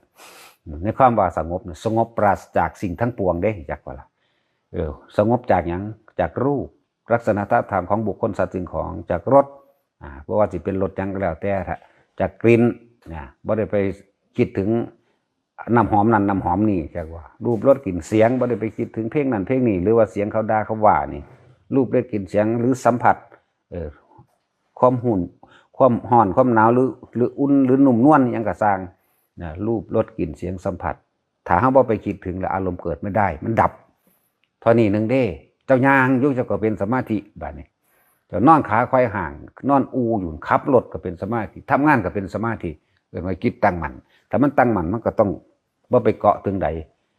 ความคิดจากบ่ไปคิดหาบุคคลสัตว์สิ่งของถ้าคิดก็คืออดีตทันทีโลดบ่มีผู้ใดคิดถึงอนาคตใดดอกเพราะว่ามันท่านได้เกิดมีแต่คิดอดีตแล้วจังปรุงไปว่าอยากเป็นจังซั่นอยากเป็นสินี่เห็นบ่ตัวอยากนี่อย่าเข้าใจว่ามันยากอยากให้มันเป็นนั่นแหละอนาคตนั่นน่ะแล้วก็เกิดอารมณ์ความรู้สึกพอใจมั่งบ่พอใจมันละพบมันเกิดแบบนั้นเฮ็ดจังใดเฮาสิเฮ็ดบ่ให้พบเกิดได้อยู่กับลมมั่งอยู่กับอุณหภูมิมั่งความรู้สึกในกายของเจ้าของเองนี่แหละจิตในจิตก็สังเกตความคิดมึงสิคิดไปหยังเนี่ยหรือพิจารณาไปเลยก็ได้บัดนี้พิจารณาหาสิ่งทั้งปวงมันมีอยู่บ่ความจริงแท้ในในโลกนั่นบ่มีแน่ตั้งแต่เจ้าของก็ยังเฒ่านั่นจังซั่นแล้วคนที่เฮาฮักก็ตายไปแล้วก็มีก็พ่อแม่ปู่ย่าตายายลุงป้าอาหมู่พวกเพื่อนฝูงมันนั่นเด้แม่บ่มีหยังกินลั่งเนาะเนี่ยมันก็น้อมเข้ามามันบ่ควรที่มันถือมันเนาะเนี่ยให้เฮามาเป็นทุกข์อีหยังกับสิ่งโดยธรรมชาติของมันทุกอย่างเกิดดับนี่นะเรื่องว่ามันบ่ยากดอกกายเวทนาจิตธรรมนี่หลักไงมันเอาอยู่นี่แต่ว่าบาลีสิบ่เข้าใจหรอกต้องด่าต้องเปี้ยงป้างคือป้างกากกี้ใจจังเข้าใจเนาะมันหยาบแม่นว่ายายนวลหยาบหรืออ่อนเอาพ่อ